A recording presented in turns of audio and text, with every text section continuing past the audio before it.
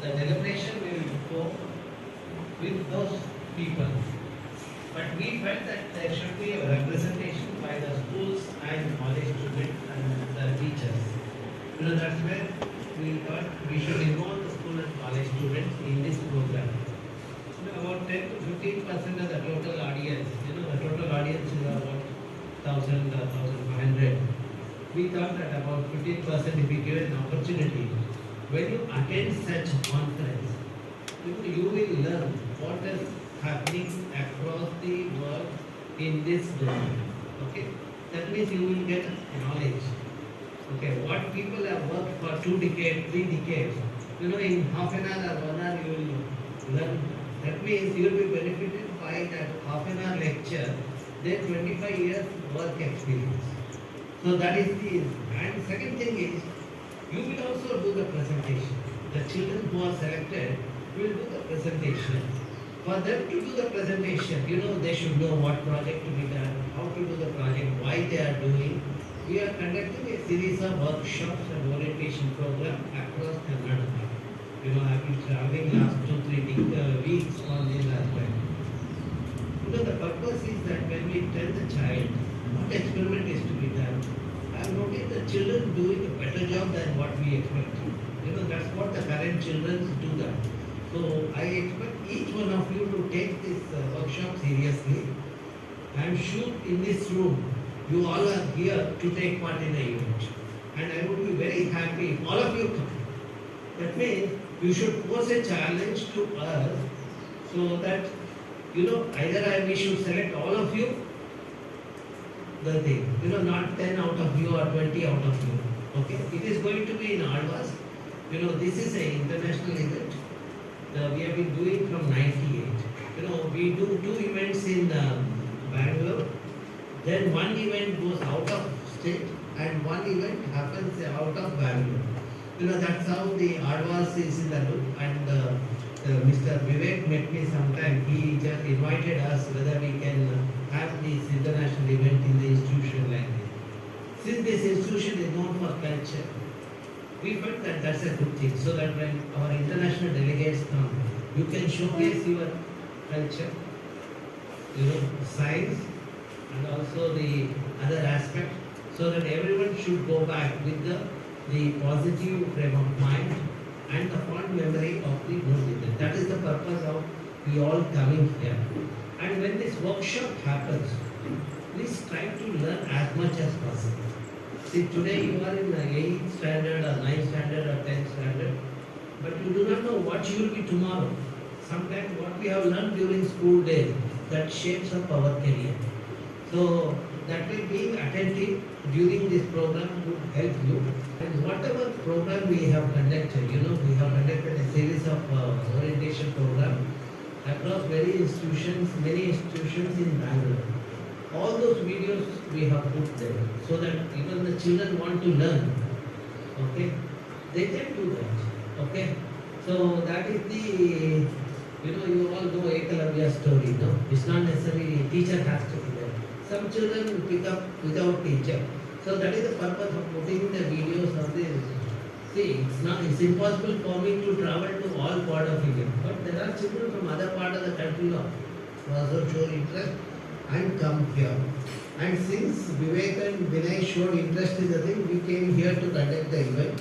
And I am sure that you will learn the thing. And when you go home, you can start thinking about how to do the experiments, how to take part in the event, and make sure that you do a good job.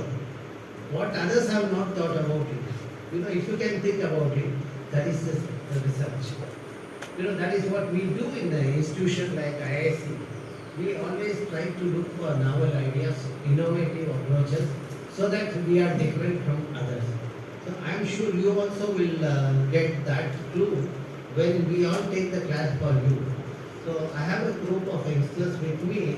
Myself and all the youngsters will be giving a series of lecture. My advice to you is, as we take the class, if there are any doubts, don't hesitate. You just raise your hand. You can ask the thing. We will clarify and then proceed further. Okay. With this, I invite you all to this orientation program. I look forward to your active participation. If any one of you think that you are here because of your teacher, you can go for, you can be this one. You can be more assured that you will be better. Your teacher has rewarded you by making you to sit in the classroom so that you are learning something different. See what students learn during their master's program or a bachelor degree. You will have an opportunity to learn now. See, that is the kind of thing. At this young age, if you pick up and if you start understanding how the nature functions, how you can design products, etc., you will be the successful in your careers. Okay, I look forward for your active participation, and we will see that all of you, we want you to, all of you to attend this late symposium and do the presentation during 17th to 20th of October. It will be in Alva's institution only. So if all of you are attending and presenting, we will be very happy. We want everyone to be there. But for that you have to do a good job. You have to have clarity in your ideas and experiment what you have done. You should not say that, sir, I went to this forest and found the list of animals and I'll do the presentation. You have to go behind that. So today we will take a class and we'll explain to you all those things. And we'll also place those videos online. You will be able to, in case if there are any doubt, you can refer the video. And also you can write to us, so that you can write to me. I do not use mobile because I don't believe in that instrument. So you can certainly write to me through email. I'll respond to you. For the last 2 weeks, there are a lot of students are writing to me. I'm so happy to see their positive the response. You know, every child wants to shine. For every child to shine, he or she has to do a good job. So this gives an opportunity for you to do that. And for your information, I am sure some of you know about Indian science. We are number 1 in the country, and we are one among the top 100. If you are getting a certificate from an institution like IISC with Alva, you can see that how it will shape up your career. So I look forward for your active participation. So you can listen to our talk. You can be slightly naughty in the class, but you cannot be over enthusiastic and disturb our lectures. Okay, with this I invite you all to the result. So then now I think it's time for Vinay to say few words about the program.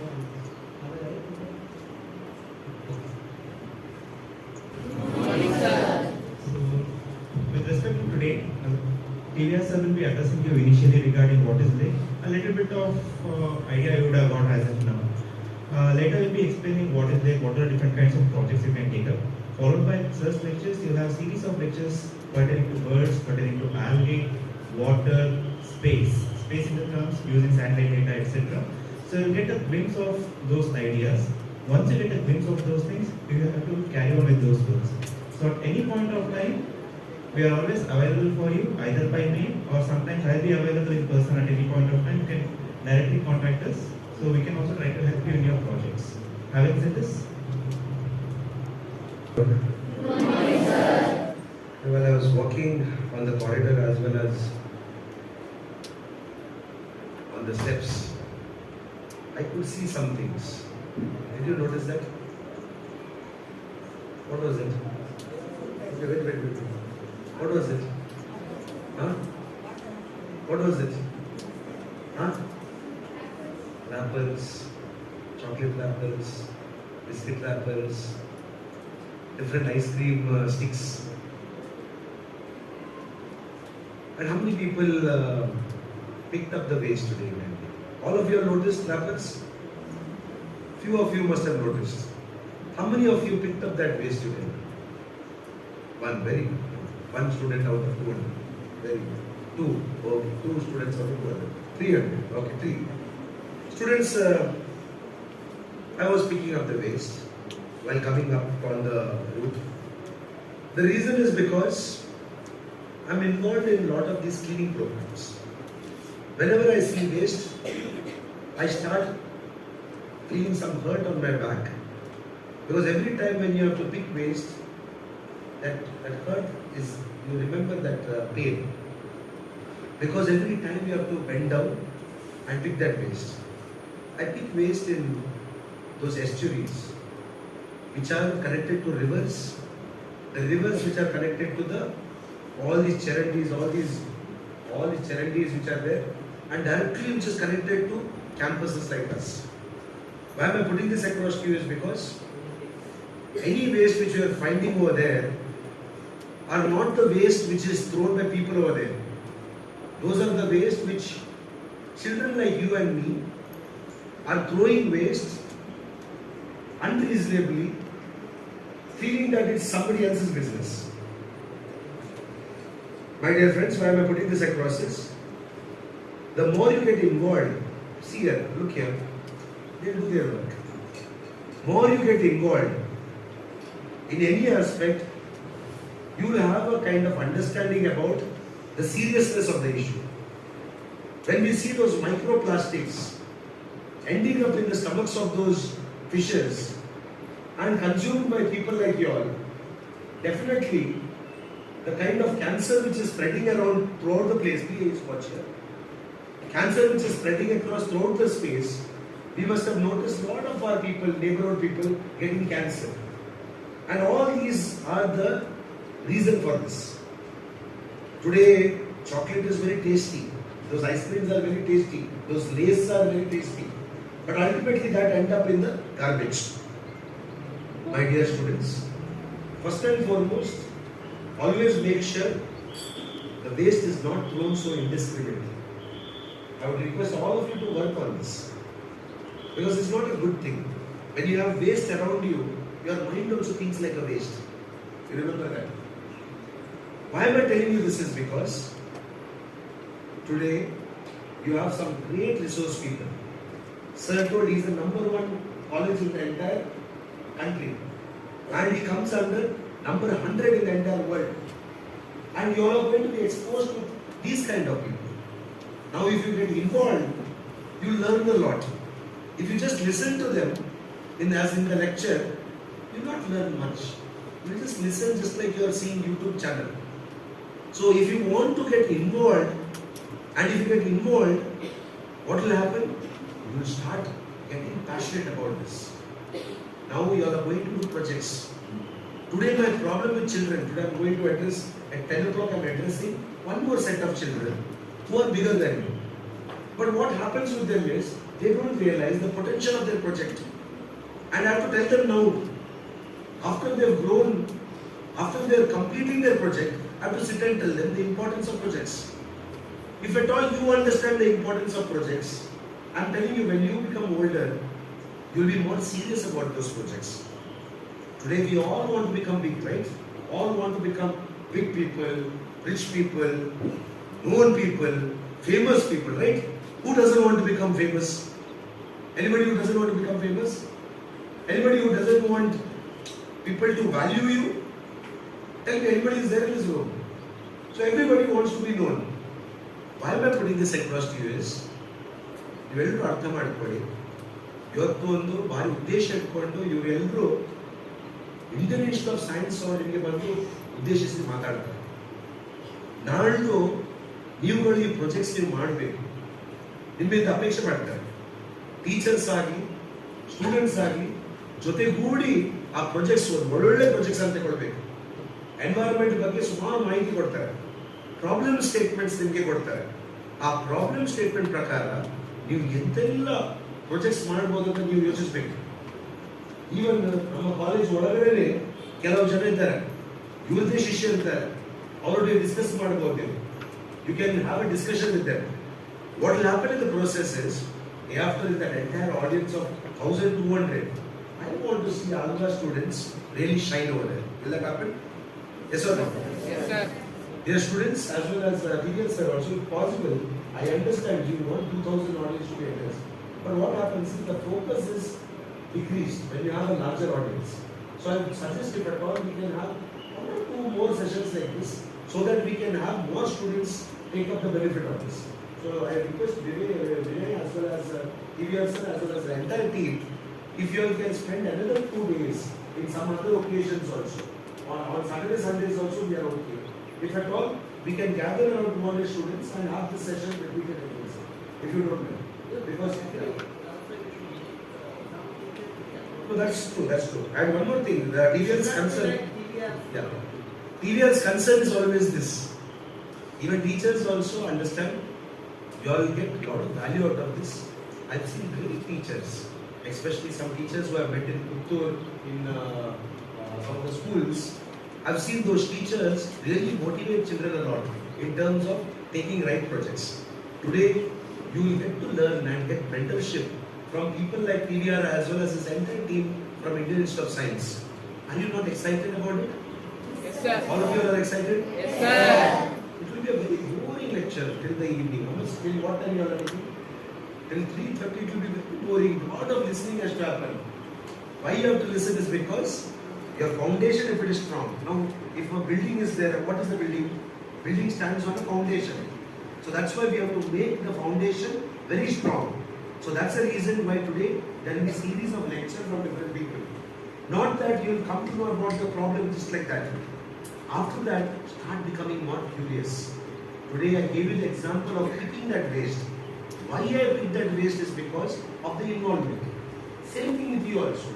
The more you get involved at this moment and understand the importance of projects, I'm telling you in the future also, you will give a lot of value to this.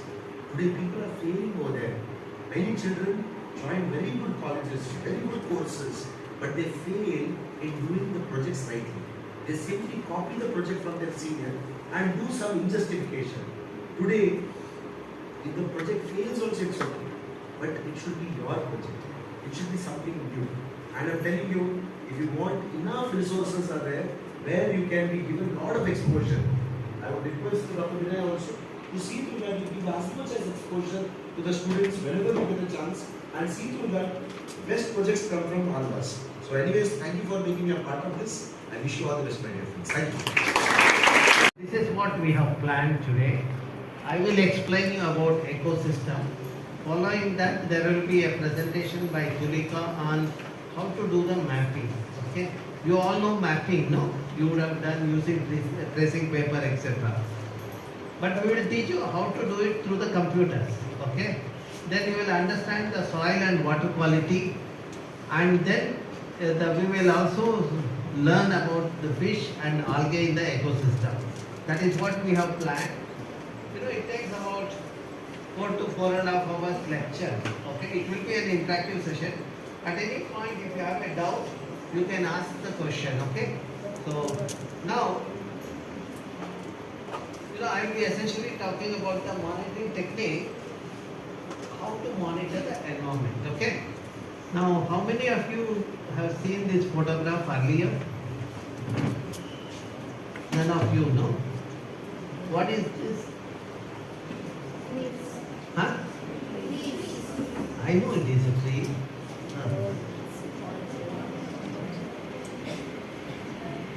What kind of tree is that? See, that is what is the, see actually, that is where you need to understand the significance of our country. This is one of the biggest banyan tree in our country. Okay? So, you know where it is? It is in our Tulika's homeland. She used to play on those trees, you know, on these branches, etc. The root system, etc. And she was telling me there is no main trunk for this tree. It is only the branches who are surviving now. This is a banyan tree. Okay. Now, what kind of experiment you can do in the banyan tree? You can think about it. Okay.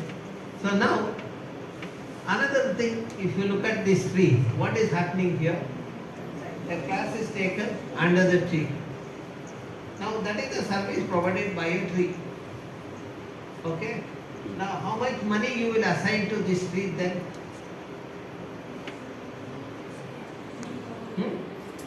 See, if I take a class for 1 hour in this room or in some other auditorium, I have to pay the rent, no? So, but I am not paying the rent here. So that is the service provided by that tree. Okay. Now like that, from an ecosystem, what all benefit we get, we list it and we assign a monetary value to that and then say that what is the worth of a tree. Now, you all have seen mother working at home, no? Mother and grandmother.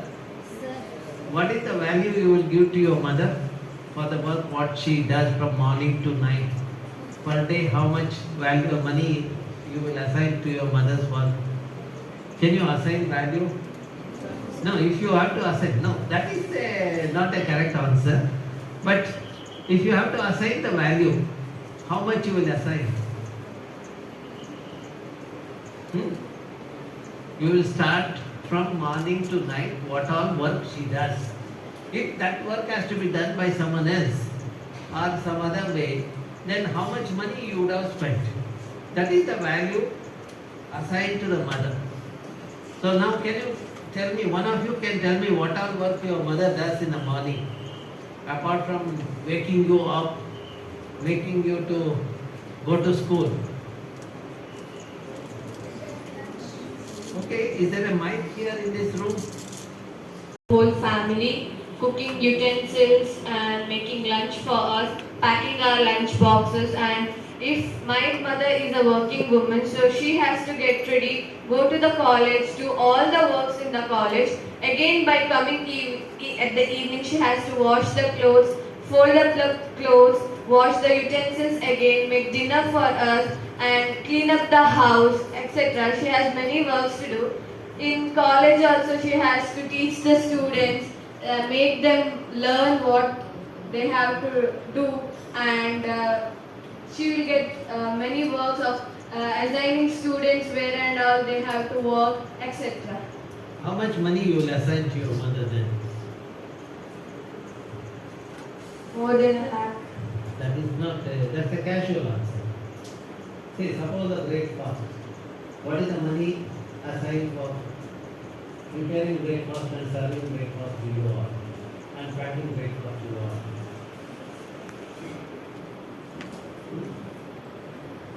If we go outside for that breakfast, only we have to pay more than 1,500. She'll make that and she'll pack, that means more than 2,000. Okay. Now that means you understood how to assign the value. So like that, each of the activity done by mother, if you do that, then you will be surprised to see what is the work of mother. Children, you are not going to talk among yourself. You can calculate that and say, tell me tomorrow. I am here tomorrow also. You can write down this as assignment and do that, okay? So I want to know what is the value of the mother. Don't say mother is priceless, all those things, blah blah, I don't want. You say these are the work mother does, as she rightly pointed out. What's your name? Okay. See, as Anvita said, no, that you list that, what all she does. Suppose if she is teaching you, had you gone out for the learning, then how much you would have paid for the tuition, all those things you account it. And then you will be surprised to see per month what is the worth of your mother. Okay? See, the same way, if you start looking at mother and assign the value, you will be surprised to see why you have to manage the mother or protect the mother. Okay? Is it clear to all of you? Okay. Now this kind of the experiment, I gave just a tip of 2 experiments. You are going to work on. That is called Know Your Ecosystem. Okay? And our focus, the current year is on the wetlands. Wetlands, you all know the water bodies. It could be lake, tank, then the river, stream, etc. constitute the water bodies. Okay? Now, how it benefits the human beings? We will look at what all you get from wetlands. You get fish, you get the food, you get fodder, okay, and you get medicine, you get sand. If it is a coastal area, you get salt. Okay? All these details we have also put it online. Okay, it is at this website. Okay, wgbis.ces.iisc.ac.in. There in that website there is a section on Lake Symposium, Lake 2024. If you click on that, you will get the symposium web page. So in this symposium web page, we have put the details about the symposium and student teacher corner, wherein we have put some reference material. Some of our paper, publication, etc. we have put, and also some videos we have put. Here, suppose you want to know about the butterfly. In today's class, we would have taken 10 minutes and spoken. but there is a video of 1 hour. You can listen to that video so that you can plan how to do the experiment, etc. Okay? Then there is a section called pre-lay conference. Okay? Some of the schools, some lectures, we have put it on the thing, not all the lectures. Okay? So that children can do the similar experiment. Okay? So now you understood where the Lake Symposium web page is and what all the details are there. About the symposium, the details are here. You can show it to your parents. And for you, the detail is here in this section. Okay? Reference material, students and teachers corner, etc. Okay? So I just program. Then you people, the students and teachers carry out the field-based study. So the teachers in the respective institution will become the mentors. You know, the students will interact with the teacher and see that they do the experiments. You know, after the students do the experiment, then if there are 100 projects, okay, we need to evaluate that. That will be done by the respective teachers. You know, that is what I asked all teachers here. So they are going to evaluate and they send me the list. Now out of 100, they might select 20 or 25. I am not saying, they might even select 100 if all 100s are good. Okay? Then they will give some tips how to improve that. You are going to improve your project based on your teachers' suggestions, and then we will come again in August. July end, August we will come. August 10 we might come to Alva and we will do the evaluation, next round of evaluation. See, out of 100 projects, the teacher would have shortlisted 25 or 30. Out of 30, we will come and evaluate again and see whether they are really good. So those who are selected are the finalists. They will come to Lake Symposium and do the presentation there. Out of 25, maybe about the 10th group might come for the final. Then those 10 group, along with other institutions, other schools also will do the similar thing, other school students. So that 10 from each institution will come. So then about 100 or 200 kids will be there for each class. Then we will have the awards. You know, we will select the best one out of that, 3 or 4, and give them a secondary in a college. And also small prize there will be there so that you can buy books or something like that. Okay? So that, and symposium will happen at Alva's college, okay, at Vijayagiri, and the engineering college, okay, and then see that during 17th to 19th is the technical session. On 20th we will have the session near the lake or Sacred Grove. We will have that there, and then on 20th October evening I will be leaving for Bangalore. My team will be leaving for Bangalore. This is what our plan. Is it? You all have understood the process? Because somebody asked outside, you should tell them how the program is. Okay. Now let us look at the ecosystem. So you all know ecosystem, no? Is there anyone who do not know ecosystem?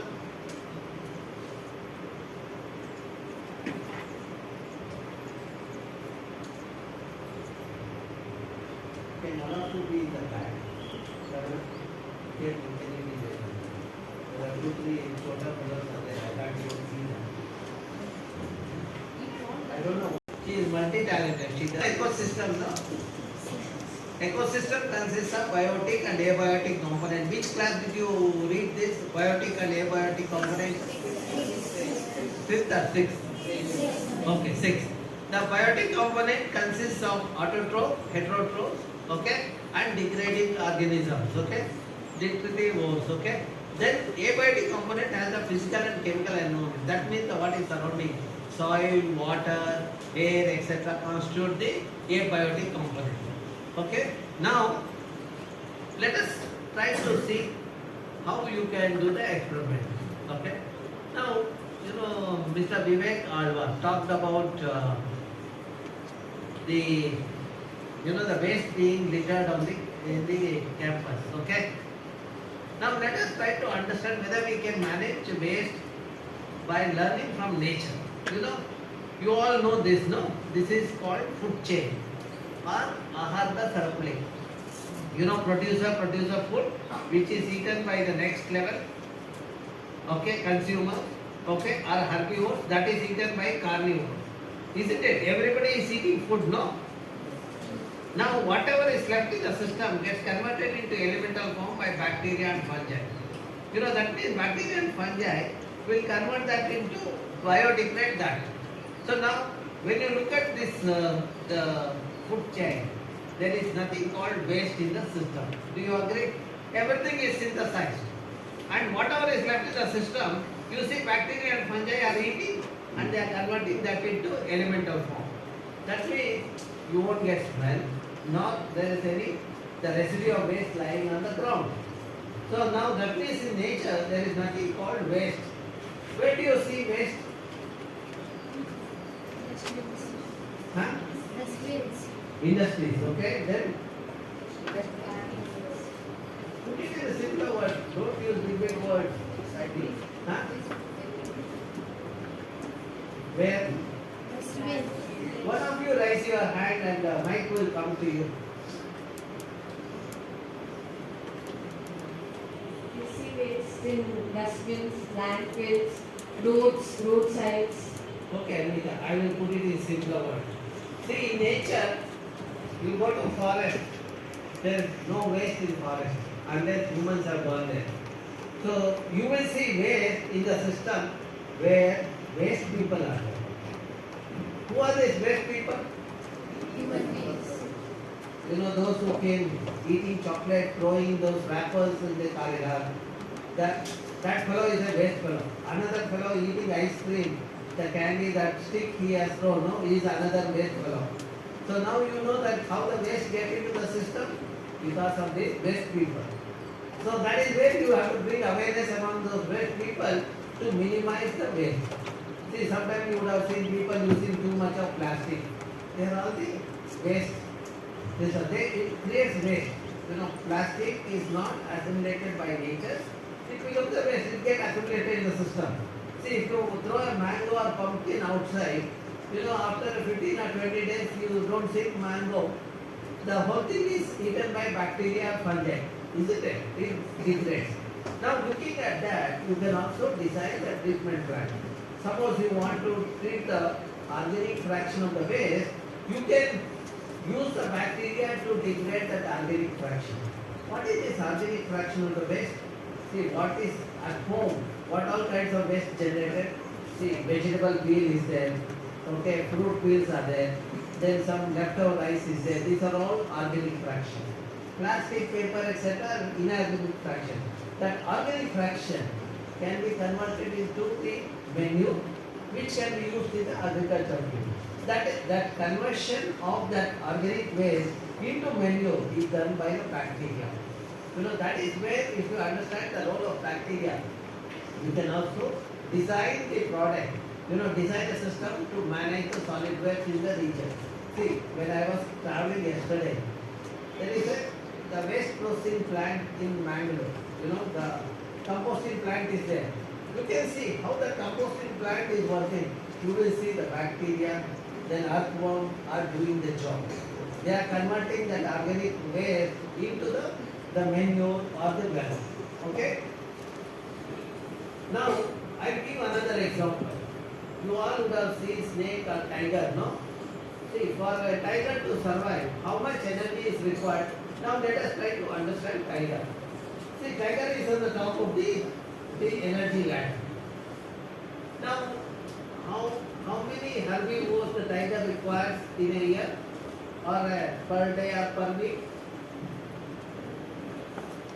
ಎಷ್ಟು ಜಿಂಕೆ ಅಥವಾ ಹಸುಗಳು ಒಂದು ಹುಲಿಗೆ ಬೇಕು ಒಂದು ವಾರಕ್ಕೆ ಅಥವಾ ಒಂದು ದಿವಸಕ್ಕೆ? ನಿಮಗೆಲ್ಲ ಗೊತ್ತಲ್ಲ, ನೀವು ಎಷ್ಟು ಇಡ್ಲಿ ತಿಂತೀರಾ, ದೋಸೆ ತಿಂತೀರಾ ಅಂತ. ಹಾಗೆ ಹುಲಿಗೂ ಇರಬೇಕಲ್ಲ ಒಂದು ಫಿಕ್ಸ್ಡ್ ಇದು.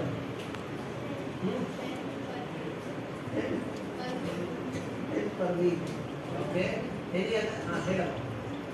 20 20 to 30 days. days. 1 week. 1 week ಅಷ್ಟು ಬೇಕಾ ಅಷ್ಟೊಂದು ತಿನ್ನತ್ರ okay then 81 kg per day, sir. ನೀನು ಯಾವಾಗ ವೇಟ್ ಮಾಡಿದಪ್ಪ ಫ್ಯಾಕ್ಟರಿ ಬಂದಿತ್ತು ಅದಕ್ಕೆ ಕ್ಯಾಲ್ಕುಲೇಟ್ ಮಾಡಿದ್ದೀವಿ. Very good very good that means you know that tiger requires some food and you know we did a study to find out how many herbivores a tiger requires per year. That means ಒಂದು ವರ್ಷಕ್ಕೆ 70 ಜಿಂಕೆ ಅಥವಾ ಕಾಡುಕೋಣ ಇವೆಲ್ಲ tiger ಬೇಕು. Now if 70 herbivores are required, herbivore requires a food, no? What does herbivore eat? It's grass.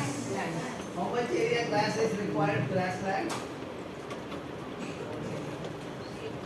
You know, about 2 square kilometers of grassland is required.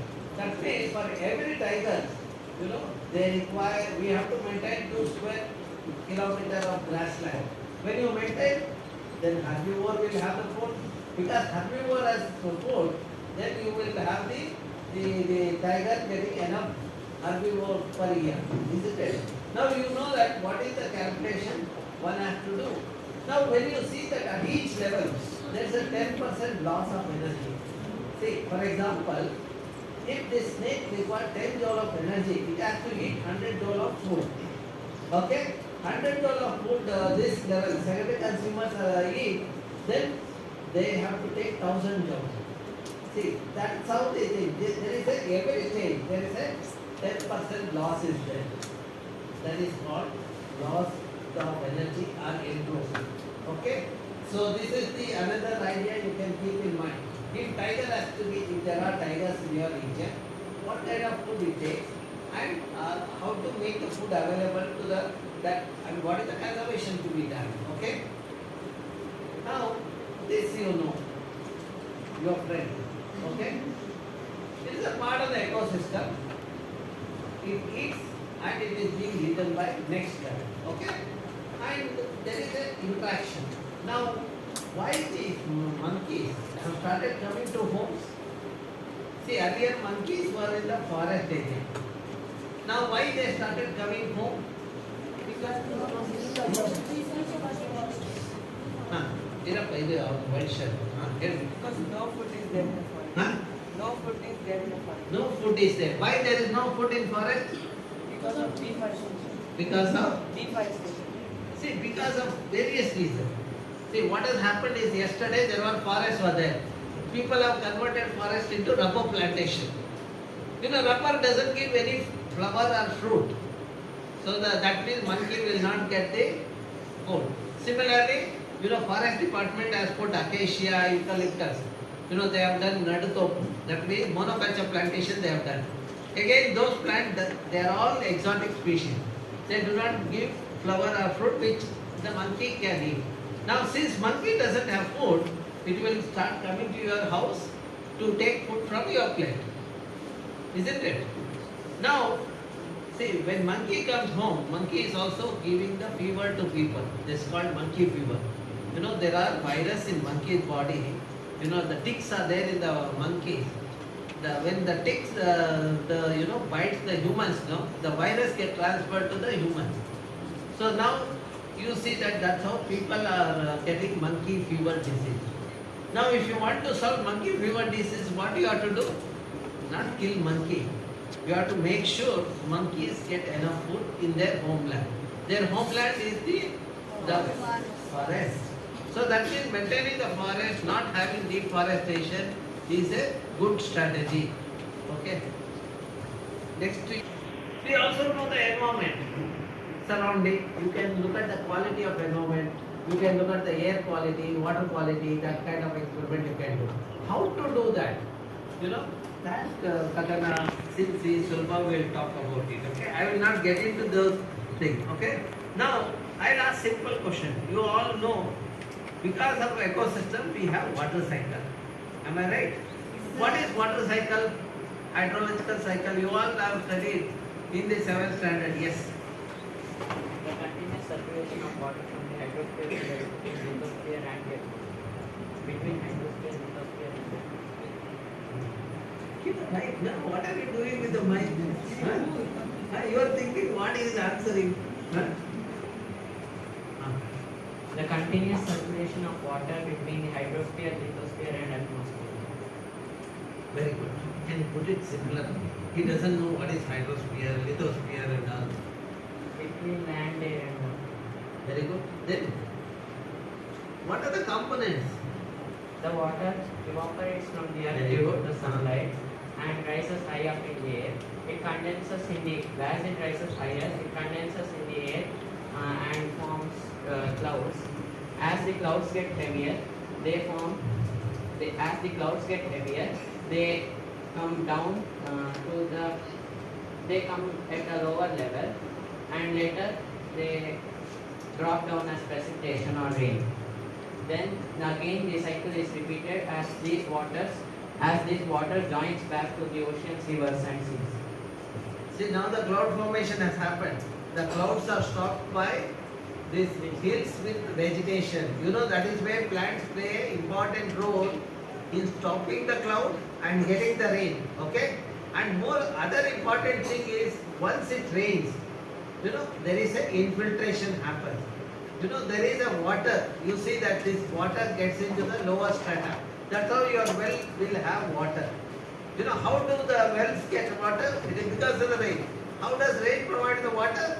See, when it rains, you can see the water is getting down. Okay? This is called infiltration. This is precipitation. This is cloud formation. And you see the cycle is the repeats. That's how you have, that's called water cycle. Okay? You understood? Huh?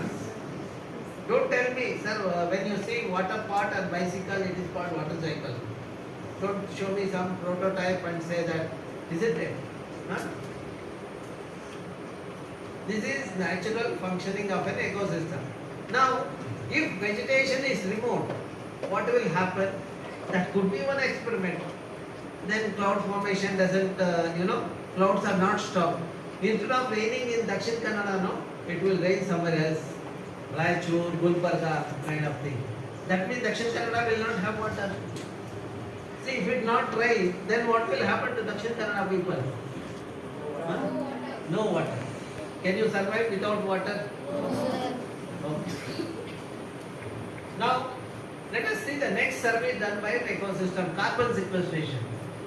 You all know carbon cycle, no? Who will explain me? The person who has not done so far will do it.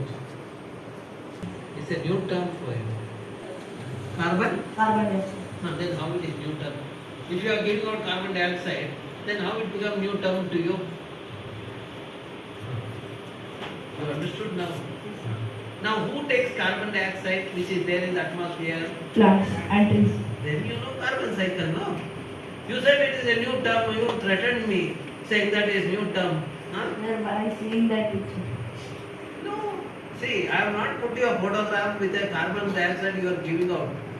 See, the carbon dioxide is taken by plants during photosynthesis in the presence of sunlight and gives you oxygen.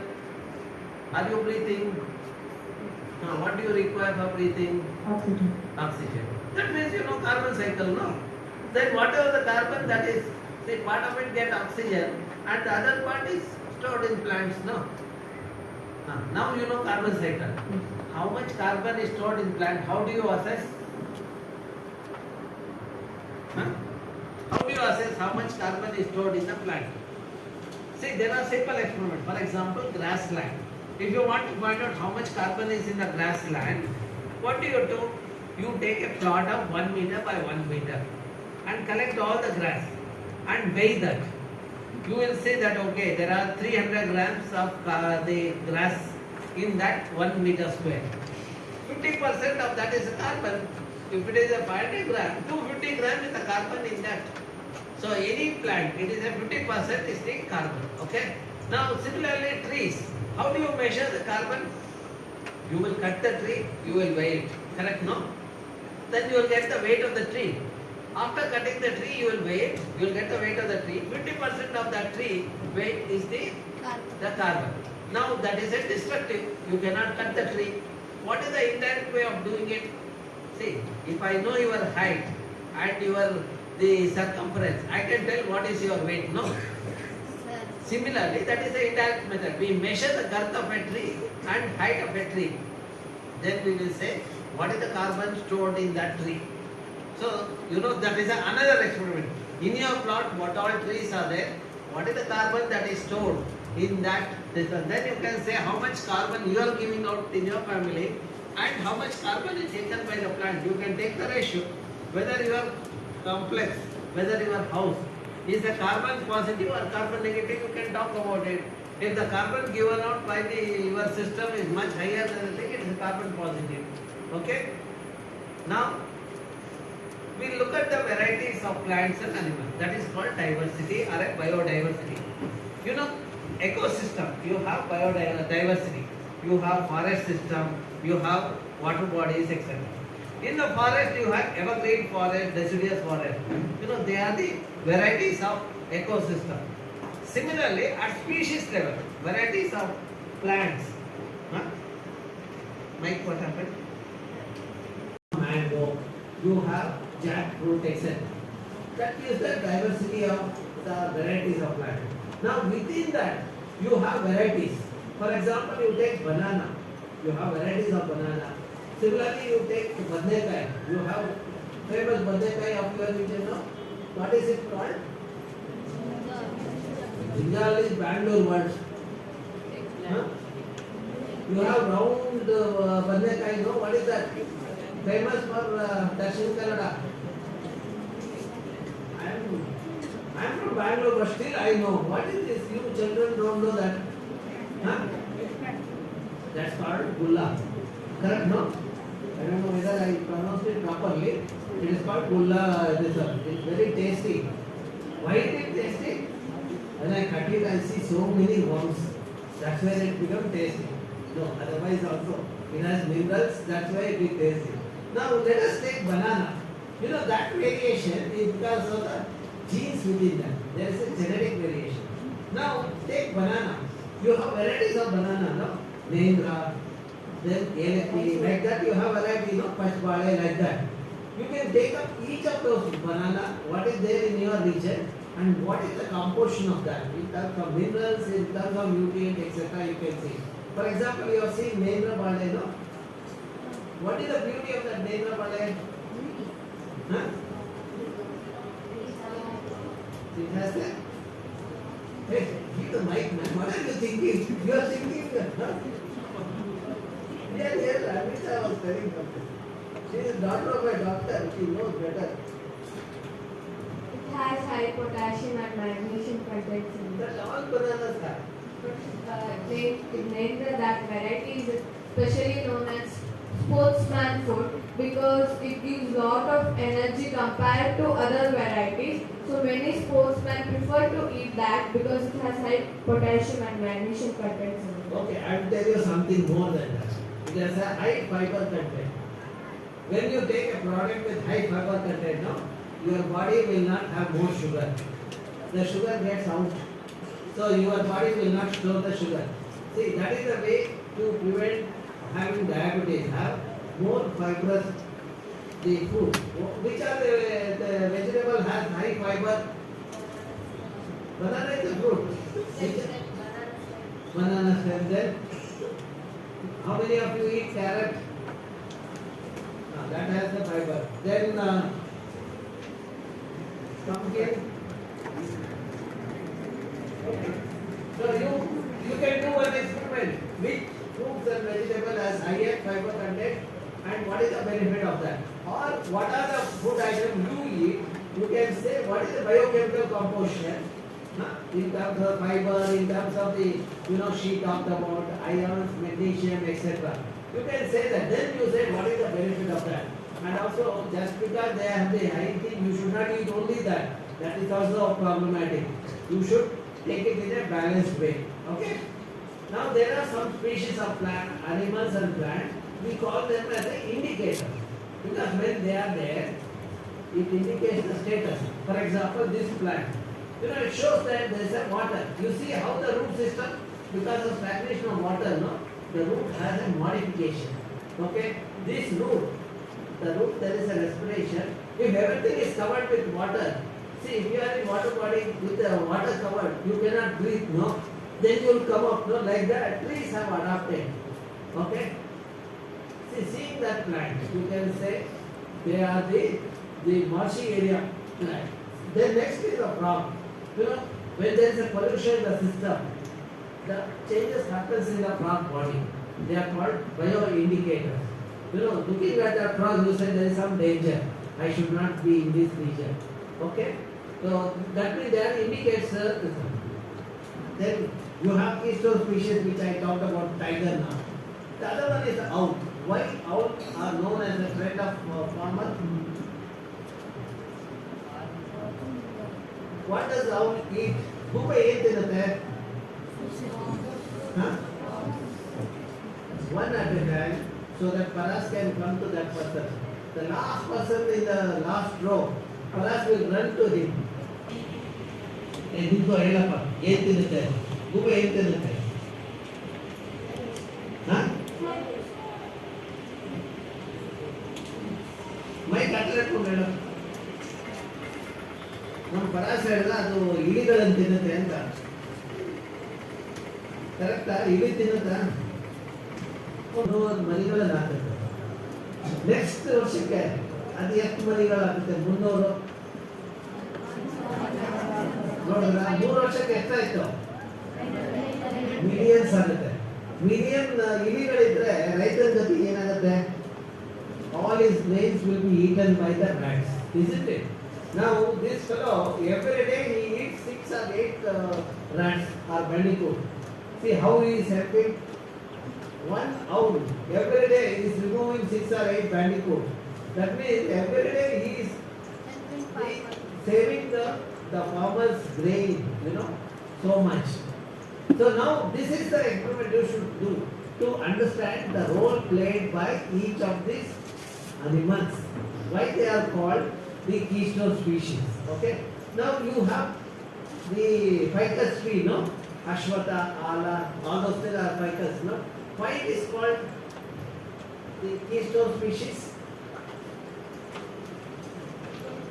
See, you mango ನೋಡಿದಿರಲ್ವಾ ಯಾವ fruit ಆಗುತ್ತೆ ವೈಶಾಖದಂತಾನೆ ಬೇಸಿಗೆಗಾಲ ನಿಮ್ಗೆ ರಜಾ ಬರೋ time ಮಾವಿನ ಹಣ್ಣು ತಿಂತೀರಾ ಹಲಸಿನಣ್ಣು ಯಾವಾಗ ತಿಂತೀರಾ ಅದೇ ಟೈಮಲ್ಲಿ ತಿಂತೀರಾ See now when all these plants do the flowering and fruiting, they have a fixed season.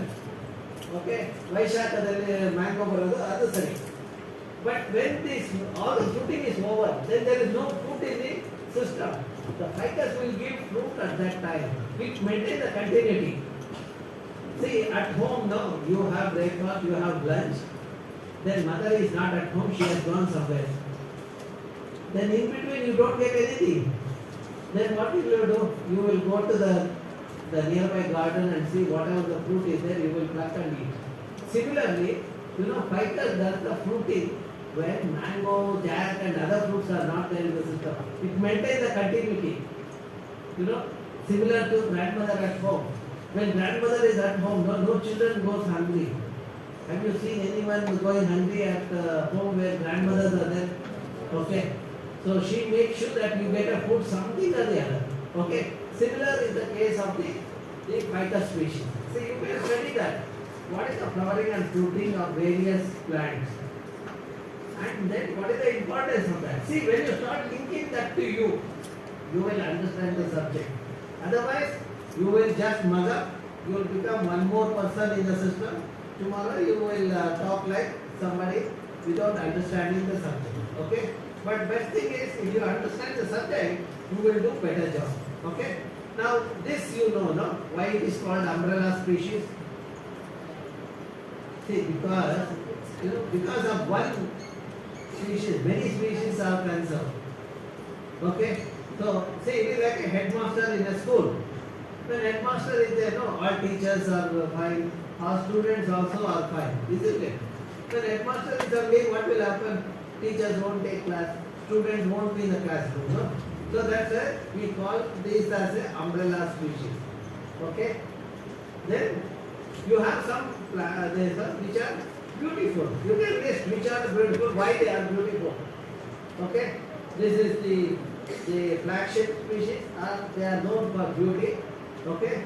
Then some species, as I said earlier, shows the ecosystem condition. You know, if it is degraded, the frog will have some deformity. You know, either leg is not there or that kind of. By seeing that, you can say there is some problem in the system. Okay. You know, you all would have seen some people get some kind of skin rashes. That means there is a water quality is poor or the soil quality is poor. Why water quality is poor? You have to do the soil water quality assessment to see why it is contaminated and how it is contaminated. That could be another experiment. Okay. Then you can take up a particular region, study the ecology, what kind of animals are there, birds, butterflies, then the plants, etc. You can do Alva's campus, okay, the experiment, okay. Then some of you might be from Western Ghats, no? You know Western Ghats, Pakshima Ghats? See now, the Western Ghats start from Kerala to Gujarat. Now what is the importance of Western Ghats? Because of Western Ghats, the southern India, people get water. There are rivers, 100 plus rivers are there. They get water. Now you all know the diversity of plants and animals, varieties of plants and animals, no? There are varieties. I just now gave an example of some of the plants and animals. Where does the number is high? Let us try to see. On the earth, how many earth we have? Only one, no? Now which part of the earth is highly diverse? Highly diverse means varieties of plants and animals are higher. We will study that. See, when we map, you know, we found at this region there is the highest number of plants and animals. You would have studied this kind of graph, no?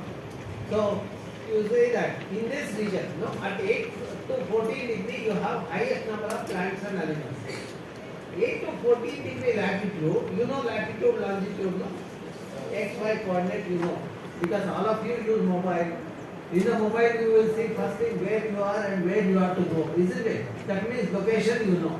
When you know the location, see, now you see that at 8 to 14 degree latitude you have the highest number of plants and animal varieties. That corresponds to Kerala, Karnataka, Tamil Nadu, Goa part of Western Ghats. That means all of us have got the highest number of plants and animal varieties. What is the advantage of highest number of plants and animals? If you have varieties of plants and animals, you have variety of food. When you have variety of food, you will have variety of medicine. See, you would have seen in Bangalore, no, the children are there. They eat only one kind of item, the pizza or something like that. Huh? That's why they all are like that only. Why 10th standard results are announced? Why South Kerala is on the top? Do you know? That is because children in the Western Ghats, they eat varieties of food. You know, your parents make dishes out of varieties of plants. You know, one these are either analakai variety matter. That is where you get the, when you have varieties of food, you have varieties of medicine. When you take varieties of medicine through the food, your body will be healthy. You know, you will never be unhealthy. Compared to that, Bangalore, you would have seen, you know, fellows will be very big. In the classroom, they will be sleeping 90% of the time. All those things because of the unhealthy, the food habits. Okay. Now, you also see the varieties of, say for example, Bangalore, how many flowering plants? Like that food victory you can do. How many flowering plants are there? How many species of birds are there? And butterflies are there? That kind of study can be done. Some study, you know, Riju and Chatterwell would have told how to do those, the monitoring of things. Today Riju is going to do the presentation on birds. Similarly, you can do the plants. Our Vinay is put in plant identification. You can take help. Vinay is here. Okay, he will help you identify, and your teachers are there. You can take their help. See, you find out the local name. Then on net you get the e-portal. E-flora portal is available. From that you can find out what the species. If you know the local name, you can yes. Or if you don't know the local name, take a photograph. Our Sulika will tell you how to use the GPS camera and take photograph so that location is recorded and also variety. Then with that photograph, you should be able to find out what species of plants are there. You need to take photograph of bark, you need to take photograph of the leaves, okay? Now this is the varieties of the mammals. You see how two-legged fellow started walking. Still he is walking only. Whereas all these animals have started playing, this fellow is still evolving. Okay. Then you can also look at, suppose if you have a mini forest in your area, no, hardy, in your place, you know hardy, no?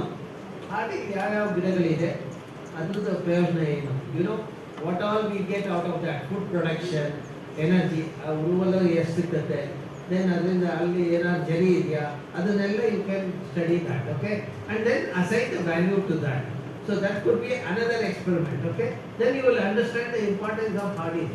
Or Devarkar, you know, some patch of forest people would have protected and thinking that there is a god.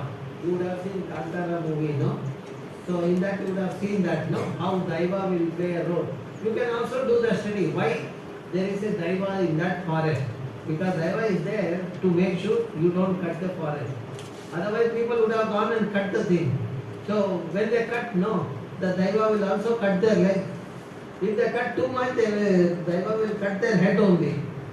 So there are instances like that. You can study that. What is the significance of the sacred forest? Okay. Then, what are the important the products we get from the forest? Our garden. You can study that. For example, honey, then Suvarna Gadde, then Rampatre Jakai, all those things. You can see that forest alien sikkute, the medicinal property, worth of it. Okay. See, if you have a coconut garden, you might have 100 coconut trees. You can also find out what is the worth of coconut. You know, each part of the coconut is useful. You have nut, you have leaf, like that flower, everything is useful. Okay, you can use it for fertilizer, etc. Okay, you have known the same coconut oil, etc. You find out from 100 trees what is the kind of the goods you get, what is the economic value of that. Okay. Then you can also look at what are the other services done by the tree. The ಗಿಡಗಳಿದ್ರೆ ಏನೇನು ಪ್ರಯೋಜನ? I talked about carbon sequestration. Just now we had an interaction about carbon. No, that kind of assessment can also be done. Okay, then you know in your place people also collect this. No, toddy. You can find out how much they get per year. What are the plants they extract toddy? Those palms are there, no, Palmyra palms and all those things.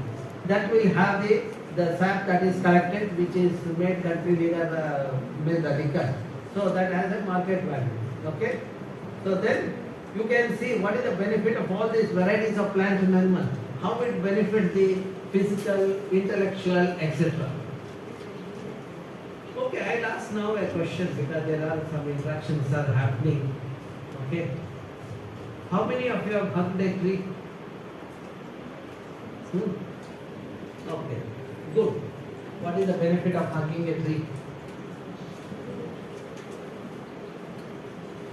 What is the benefit? What is the benefit of hugging a tree? See, you get all these benefits: physical health, spiritual health, environmental health, etc. Okay. I'll ask still simpler question. How many of you have hugged your mother? Good. So why do you hug your mother? You get the same comfort with the trees also, isn't it? See, mother represents the earth, mother earth, okay? Mother at home, when you hug it, mother at home, you are also hugging mother earth. When you do that, the kind of affection you show to mother, you also show that to when you hug a tree or hug the earth, okay? So that is the benefit of that. So, yeah. You have some question, no? Sir, from which tree the people will remove the body? From which? From which tree the dog is extracted? The palm trees are there, no? What do you call in this region? In Benda, Antira? You would have seen that the tree where the black color fruits are there, no? The palm trees. You know palm trees, no? Most of the palm trees have that, this, okay? They extract the body. Okay, then some of you can do the work on the water. How much water is consumed and what is the worth of the research? You know, how much water you require per day? One by one, I have to answer. ಏನಪ್ಪ ಜೋರ ಇದು ಮಾಡ್ತಾ ಇದೆಯಾ ಉಸಿರಾಡ್ತಾ ಇದೆಯಾ ಬಾಯಲ್ಲಿ ಅವನಿಗೆ ಕೊಡು ಎಷ್ಟು ನೀರು ಕುಡಿತೀಯ ನೀನು ನೀರು ಕುಡಿಯಲ್ಲ ನೀನು ಎಷ್ಟು ನೀರು ಕುಡಿತೀಯ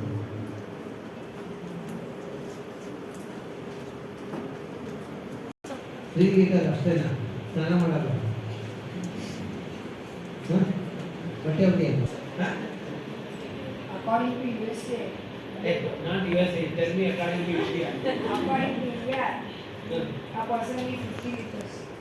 That is the problem. If you look at USA now, for everything they use paper. We use water, okay? Okay. Thus, what is the water requirement per day per person?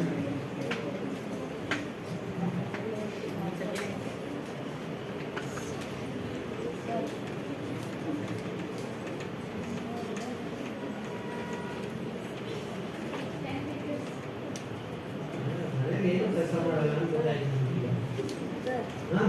ಊಟನೂ ಮಾಡಲ್ಲ ಹೇಳ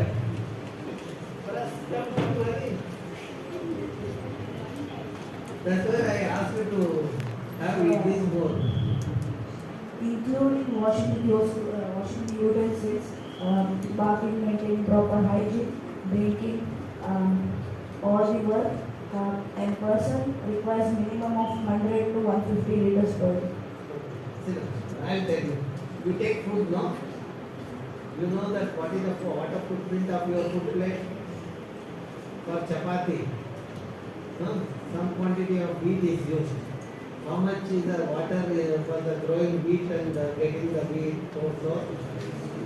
See, that's how the budget is done. See, now I will come to that answer. For example, what kind of food you have to take so that you will be water efficient and also healthy. See, for example, if you take pulses, you know pulses, no? Yes, sir. So when you eat pulses, what are the benefits? It will help in weight management. Okay, it helps in brain functioning. See, those who eat pulses in the morning, no, they never sleep in the class. They will be very active. Huh? And minerals, and also it reduces the risk of cancer. It boosts the metabolism, okay, and also prevents cell and gene damage. That is the benefit, okay, and also it controls diabetes and blood pressure. Now, see how your food plate should be. Your food plate should be diverse. 5 varieties of vegetable, 5 varieties of fruit, and a bowl of pulses. See, when you eat pulses, what is the benefit of pulses? You have muscle generation. You will have 6-pack, 8-pack. You know what is 6-pack, 8-pack?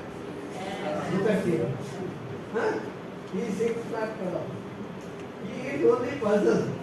He eats about 20 vadas in the early morning. Okay? Some 10 dosa. So all these are pulses, no? That is good or bad? Correct, no? So that's why he is healthy. Since he is healthy, he thinks positively. See how much he is running around. See, all the people when they went around one round, they sat. But he is running around. Why is that? Because he takes the food which is healthy. So, now 6-pack helps, no? Okay. Now let us see. If you are eating pulses, what is the water requirement? Okay? See, now, see, 200 liters of water to grow 1 kg of pulses. Whereas, you need 3,000 to 5,000 liters of water to grow a kg of rice or wheat. Okay, 1 kg of sugar requires 12 to 15,000 of liters of water. Now to grow a millet, millet, ragi, etc. That millet requires 150 liters. Now suppose if you have your food plate with the pulses and millet, your water footprint has come down, you will be more healthy. Okay, and more importantly, this pulse plant is not eaten by animals. In a villages where wild animals come, for example, this part, you have elephant comes, tiger comes, no? So that, they will not come when you grow pulses. If you grow sugar cane or paddy, you will see more and more wild animals coming. But if you grow pulses, you will not see that problem. Isn't it? So that's how it helps in the minimizing the human-animal conflict. Okay. Then next is the pollution. Okay. What is pollution? See, anything which you put outside, degrades. Okay. What is the pollution? See, for example, you eat 2 Mysore pak. That's good. Suppose if you eat 20 Mysore pak, what happens? You will have some health issues. No? That means that 20 has become a pollutant to your body. Your body could assimilate that. So that is the pollution. Similarly, there are pollution in the water and the air. So that when your body cannot accept that. Like Mysore pak, 8 extra Mysore pak, your body could be taken. So it becomes polluted. The similar thing happens when you are exposed to the water body where there are excess nutrients are there. You can do the quantification of nutrients in the water. That is water quality assessment that our Gagana is going to explain.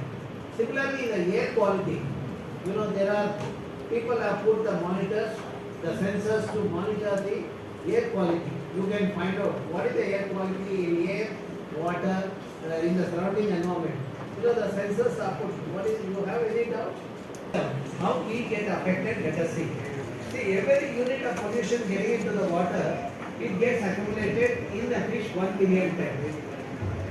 When you eat that fish, you will have the pollution. That's where people have some of the diseases like cancer, kidney failure, etc. That's because of the heavy metal getting into the water body and then humans consuming it. See, people use that water, contaminated water to grow the vegetables. Naturally, vegetable will have that heavy metal. When the heavy metal is there in the vegetable and fish, I have water. When we consume that, our body will react. That is how the cancer, kidney failure happens in the system. So then one can study what is the water quality, what is the kind of the heavy metal that is there, and what is the health issue. Okay. See, in this area, you would have seen people, what is that called?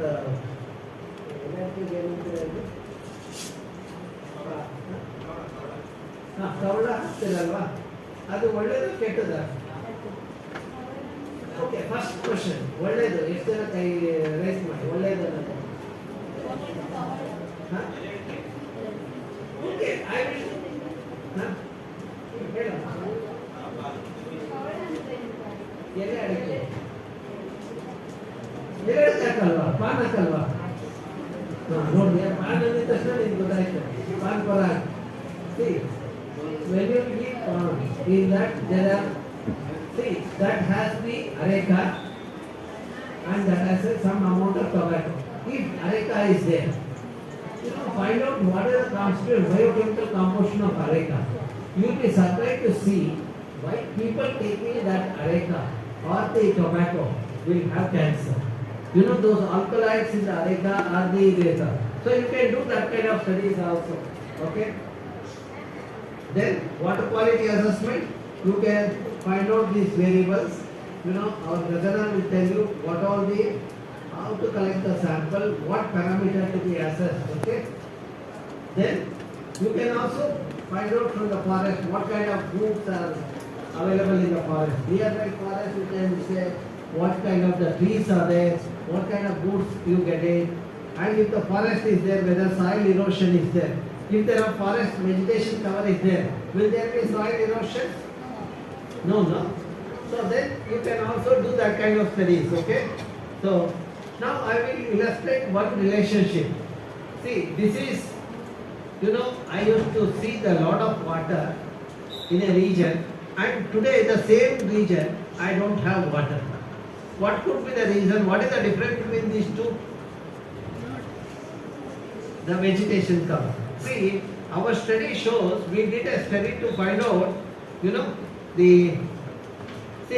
found out, we put the sensor, we found out when it rains, how much water goes to the underground layer.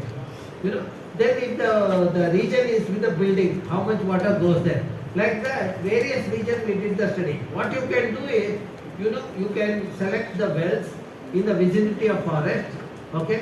Select the wells in the vicinity of gardens, select the wells in the vicinity of the building and find out what is the water level, every month.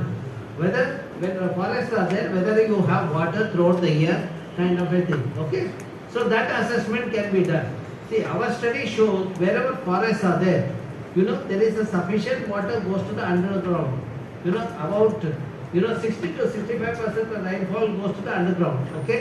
And that is the water is available during the post monsoon. See, you have monsoon, ಮಳೆಗಾಲದಲ್ಲಿ ಮಳೆ ಬರುತ್ತಲ್ವಾ, 4 ತಿಂಗಳು ಮಳೆ ಇರುತ್ತೆ. So ಅದಕ್ಕೆ ನೀರು ಇರುತ್ತೆ ಕೆರೆಯಲ್ಲಿ ಜರಿಗಳಲ್ಲಿ. ಆ 4 ತಿಂಗಳು ಆದ ಮೇಲೆ ಇಲ್ಲಿ ಶೇಖರಣೆ ಆಗಿರೋ ನೀರು ಕೆರೆಗೆ ಮತ್ತೆ ಬಾವಿಗೆ ಬರೋದ್ರಿಂದ ನೆಕ್ಸ್ಟ್ 4 ತಿಂಗಳು ನಿಮ್ಗೆ ನೀರು ಸಿಗುತ್ತೆ. ಮತ್ತೆ ಈ ಜಾಗದಲ್ಲಿ ಬಾವಿ ಇರೋ ಜಾಗದಲ್ಲಿ ಸ್ಯಾಚುರೇಟೆಡ್ ಝೋನ್ ಇದೆಯಲ್ಲ, ಆ ನೀರು ನಮಗೆ ಅಂತರ್ಜಲದಲ್ಲಿರೋ ನೀರು ಸಿಕ್ಕೋದ್ರಿಂದ ಇನ್ನು 4 ತಿಂಗಳು ಕೆರೆ ಬಾವಿಯಲ್ಲಿ ನೀರು ಸಿಕ್ಕತ್ತೆ. ಈಗ ನೀವು ಗಿಡಗಳ ವೆಜಿಟೇಷನ್ ಕವರ್ ಇಲ್ಲದೆ ಇರೋದು ಬರೀ ಬಿಲ್ಡಿಂಗ್ಸ್ ಇರೋ ಜಾಗ ಆದರೆ ಯಾವುದೇ ನೀರು ಹಿಂಗೋದಿಲ್ಲ. ಅದು ನೀರು ಹಿಂಗೋದು ಅಂತಾರಲ್ವಾ, infiltration or percolation of water, that doesn't happen. In that process, see, only during monsoon you have water. During post monsoon you do not have water.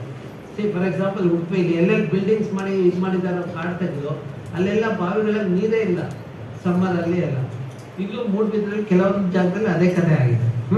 C, ನಮ್ಮ ಅಭ್ಯಾಸದ ಪ್ರಕಾರ ಈ ಜಾಗದಲ್ಲಿ 100 ತಿಂಗಳು ನೀರು ಸಿಗುತ್ತೆ, ಈ ಜಾಗದಲ್ಲಿ 8 ತಿಂಗಳು, ಹಳದಿರೋದ್ರಲ್ಲಿ 6 ತಿಂಗಳು, ಇದು 4 ತಿಂಗಳು. ನಾವು ಅದನ್ನ ವೆಜಿಟೇಷನ್ ಕವರ್ ನೋಡಿದಾಗ ಎಲ್ಲೆಲ್ಲಿ ಕಾಡು ಸಮೃದ್ಧವಾಗಿದೆಯೋ ಅಲ್ಲಿ ಸುತ್ತಮುತ್ತ ಹಳ್ಳಿಗಳಲ್ಲಿ ಬಾವಿಗಳಲ್ಲಿ 12 ತಿಂಗಳು ನೀರಿರೋದು ಕಂಡು. ಎಲ್ಲಿ ಕಾಡು ಛಿದ್ರ ಆಗಿದೆಯೋ, ಛಿದ್ರ ಎಷ್ಟಾಗಿದೆಯೋ ಅದ್ರ ಮೇಲೆ 8 ರಿಂದ 6 ತಿಂಗಳು ಮಾತ್ರ ನೀರಿರೋದು. ಎಲ್ಲಿ ಕಾಡು ಬೋಳಾಗಿದೆಯೋ ಅಲ್ಲಿ 4 ತಿಂಗಳು ಮಾತ್ರ ನೀರಿದೆ. Correct, no? So now you saw the linkage between the forest and the vegetation and the water availability. See, ಅದನ್ನ ನೋಡಿನೇ ನಮ್ಮ ಹಿರಿಯರು ಏನ್ ಮಾಡಿದ್ರು, patch of forest they said ದೇವರ ಕಾಡು. Okay, I will come to this later. See, they just protected patch of forest, saying that if the forest is there, their wells will have water. So they called it as ದೇವರ ಕಾಡು ಅಥವಾ ಬನ, ಆ ರೀತಿ ಹೆಸರುಗಳನ್ನು ಕೊಟ್ಟರು. So they protected that. See, you know Lord Shiva, no? His head is always covered with hair, no? See, for us, just kind of. See, as long as Shiva has hair, so there is water on the land. If you remove hair, no, then what will happen?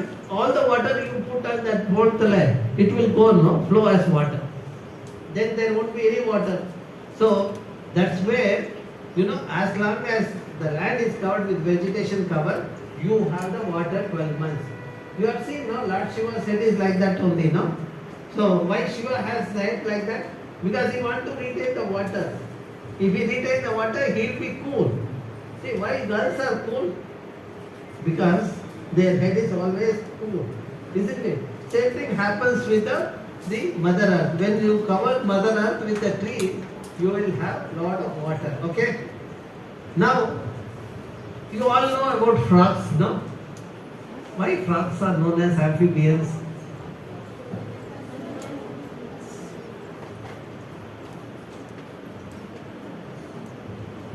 Because they are adapted to live both on land and I am also in the water. I am also adapted to water as well. Morning I was in swimming pool. Now I am here. So I am here. Do you call me as amphibian? He was in the swimming pool yesterday 8 hours. Only 12 hours he was outside. because they have special adaptations. So what is that? Tell me. Like they can breathe through their skin in deep water and Okay. I will tell you the simple way. Look at the life cycle of a frog. There are 2 stages: juvenile stage or a child stage, kid stage, which is a tadpole stage, which is in the water. Where does tadpole grow? It requires water. Whereas the adult frog is on the land. Because of the requirement of the 2 different kind of habitat in the life cycle, the frogs are known as amphibians. Now you understood there is a difference between your answer and my answer. Now, if there is no water in the well or a lake or a jari, what will happen to frog? The tadpole cannot survive. We come across one frog, the tadpole itself is not there. see, after fertilization of the egg in a dry area, we saw the younger ones coming out without tadpole stage. That means the frog has learned how to bypass the tadpole stage. That is called adaptation. You mentioned that, okay? So that is where, without water requirement, they can continue their journey. Now with the global warming, you all know global warming, changes in climate, no? With the changes in climate, we will not have water on the earth. When there is no water on the earth, will you survive? Are you sure? I want you to raise your hand, those who think that they can survive without water on the earth. So everyone wants water, no? Then you should know how to maintain the surrounding, the forest cover, etc. Okay? So now we also found 2 species of fish. They have medicinal property. It is used for curing respiratory diseases. So, I took this fish to Bangalore thinking that I can make it grow in Bangalore. But it didn't have any medicinal property. That means the fish to have medicinal property, it should be grown in its home. Where is it so? It is in a forest in Western Ghats. So when it grows in its habitat, it has a medicinal property. So that's where we should not harm the habitat of these animals. So that's where you can do the study. In a forest area, what all organisms are there, what is their life cycle, how important it is, how important those things are for the humans, you can study, okay? Now let me take you to another part. I asked you how much water you require, no? Now you can start calculating. See, you all wear shirts, no? Each shirt requires 2,700 liters of water to manufacture. You all eat chocolate. No, 1 kg of chocolate requires 2,400 liters. How many kgs of chocolate you eat every year? 10 liters?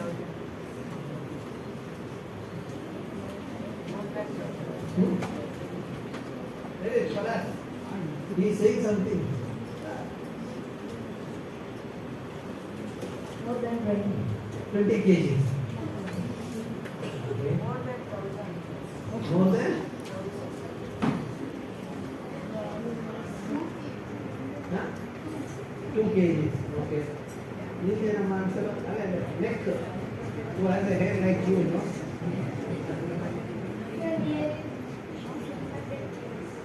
Huh? Are you sure? You don't look like 100 kg eating chocolate, okay? You might have eaten 100 chocolate, not 100 kg. In 1 kg there will be about 200 pieces of chocolate. I don't think you would have taken 100 kg. Huh? Okay. Anyone else who has? Yeah, there. Run, man. 50 kg. Over 50 kg. Okay. I think you should find out how many chocolate you eat in a year. Now, what is your water footprint? Okay. Now, similarly, you can see how many kgs of sugar you have it in a year. Then how many tomatoes you eat. Like that, you do the budgeting. That could be one experiment by itself. Okay. Water footprint. That's how I asked how much water you require per day. Each individual require about 3,000 to 5,000 liters per day. Not 150. 150 might be for bath, wash, etc. But in addition to that, food, what you eat, food in the food, rice, there is a water footprint. Like that, you should do the calculation. You do the budgeting of that. What all you eat and how much water is required. Okay. Similarly, see, if you want to survive, you need the land to grow vegetables. How much land is required to meet your demand? See, in India we require about less than 1 hectare, whereas United Nations requires, the people in US, they require 10 hectares. Don't think since they use 10 hectares, they are good. It shows how irresponsible they are. When you have more of pizza and such items, your water footprint and land requirement goes up. That is where you become a lifestyle which is not conducive to the environment. Okay? Now let us do the small experiment before I wind up. Okay? Another 5 minutes I will end my talk. how to do the vegetation mapping and the biodiversity. Okay, I talked about biodiversity. You see this varieties of brinjal. This is the brinjal from your region. I said gulla, no? That is this one. So this is the variety in various other part of the. You can find out what is the brinjal varieties you have and what is the mineral composition in each variety. That could be a very interesting experiment. Similarly, in one of the taluk in Uttara Kannada, we found 54 varieties of rice. One is known for fragrance, one is for yield, like that. When you grow up, there is this thing called hybridization. See, by hybridizing two the varieties, you can get a better product.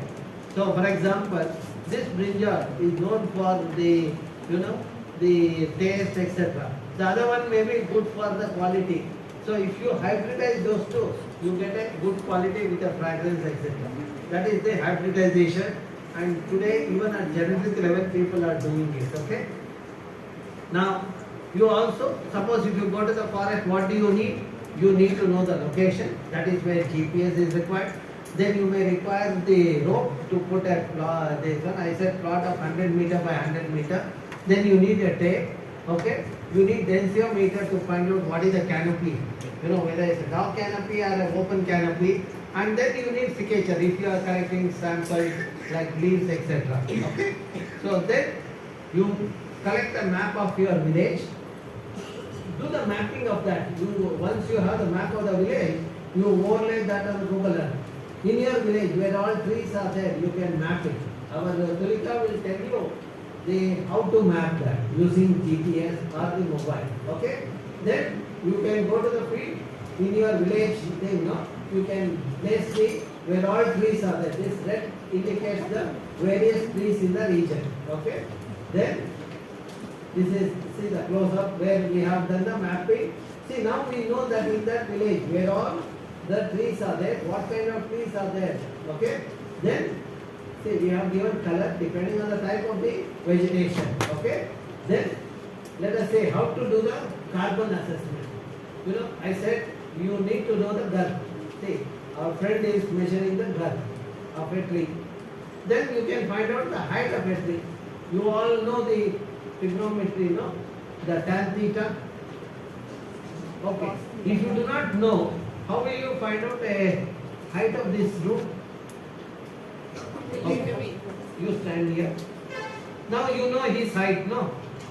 How many times I have to repeat him to get the height? 3 times. You will, no, 2.5 for this one, okay, 2.5 times. Now you know what is the height. Similarly, you will make him to stand under the tree and find out how many times he repeats. That's how you find out the height of the tree. This is an approximate thing. Okay? So, now once you know the height and the girth, okay, from a girth you can find out diameter or a radius. Once you know the radius and height, you can find out a volume. No, volume of a cylinder is what? Volume of a cylinder. Okay, area you know, no?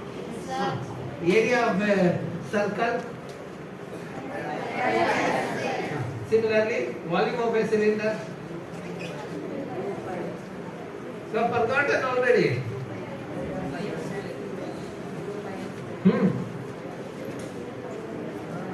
Who said that? Yes. See, once you know the radius and height, you should be able to find out volume. Once you know the density of wood, you can find out what is the biomass. Once you know the biomass, 50% of that is the carbon. Okay? That's how we do the carbon assessment. See, you can do the mapping of trees like this, where we have done the mapping here. Okay? And then you can record it. This is your report to say that what kind of trees are there, what is the carbon stored in that, what is the total carbon. Then how many people are there, you measure how much carbon they give out.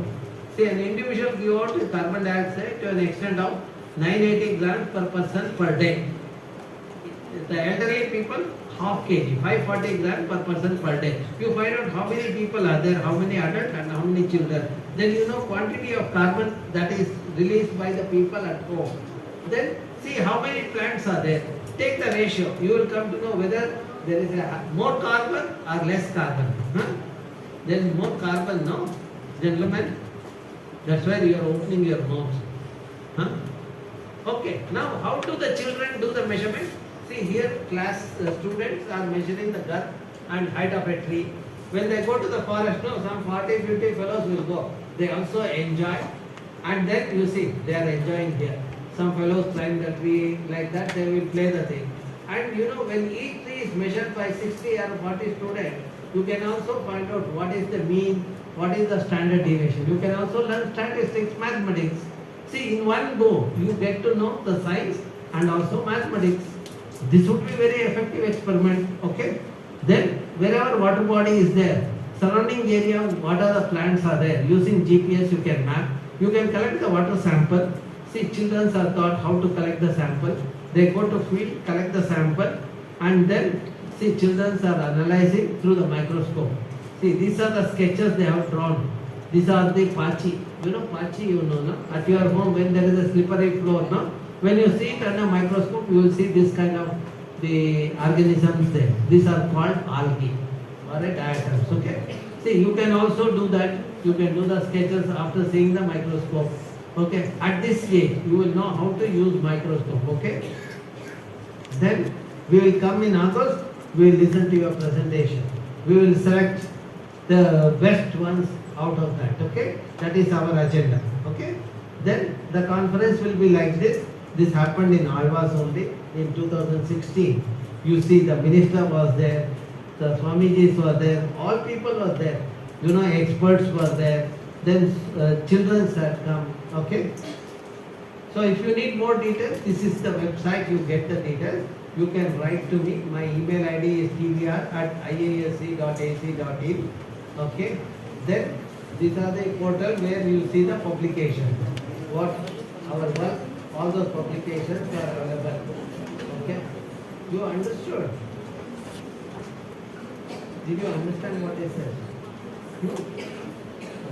Which class you are? At our website you get all our publications, okay? And also YouTube, my videos are also available. Huh? See, you can also take up some experiment like this. See, for example, you would have seen electrical bulbs, no? Each of these, what is the benefit? See, for example, LED bulb of 8 watts is equivalent to 60 watt of incandescent bulb and the 15 watt of compact fluorescent lamp. When you look at the number of the duration of the life of the bulb, see, this LED bulb comes for 50,000 hours, okay? Whereas incandescent bulb is 1,000 to 1,200. That means in the life of one LED bulb, you have to replace 50 times the incandescent bulb, okay? Now, the compact fluorescent lamp is 8,000 hours. That means in the life of this, you have to replace 4 times the compact or 5 times you have to change the thing. You can do that comparative assessment. What is the energy consumption? What is the life of the thing? You can find out in a house where only LEDs are there. In another house where only incandescent bulbs are there. What is the electrical bill? And find out that, okay? So, then you can also find out how much paper you use. See, there are simple experiments. In a tree, what is the kind of biomass you get, and you know every tree requires about 490 liters of water for growth, okay, or 189 liters water for processing into paper, okay. Then how many trees are required for producing 1 ton of paper? 17 trees are required on average. Then you can find out what is the water footprint and what is the electricity requirement, okay. You know, that is what we do. The children like this, they learn. When they learn, they become successful. When they become successful, they will be very useful to our country. That's what we want, okay? That means when children do the experiment related to the nature, they become highly successful in their career, okay? So this is what I look forward. It is equivalent, you know, working with nature is equivalent to hugging mother or tree. So you get the same kind of career benefit when you do that, okay? Okay, with this I will end my talk. Now we will move to the next presentation. Good afternoon. No, I am asking, is it good for you? Good, na? So you got all energy,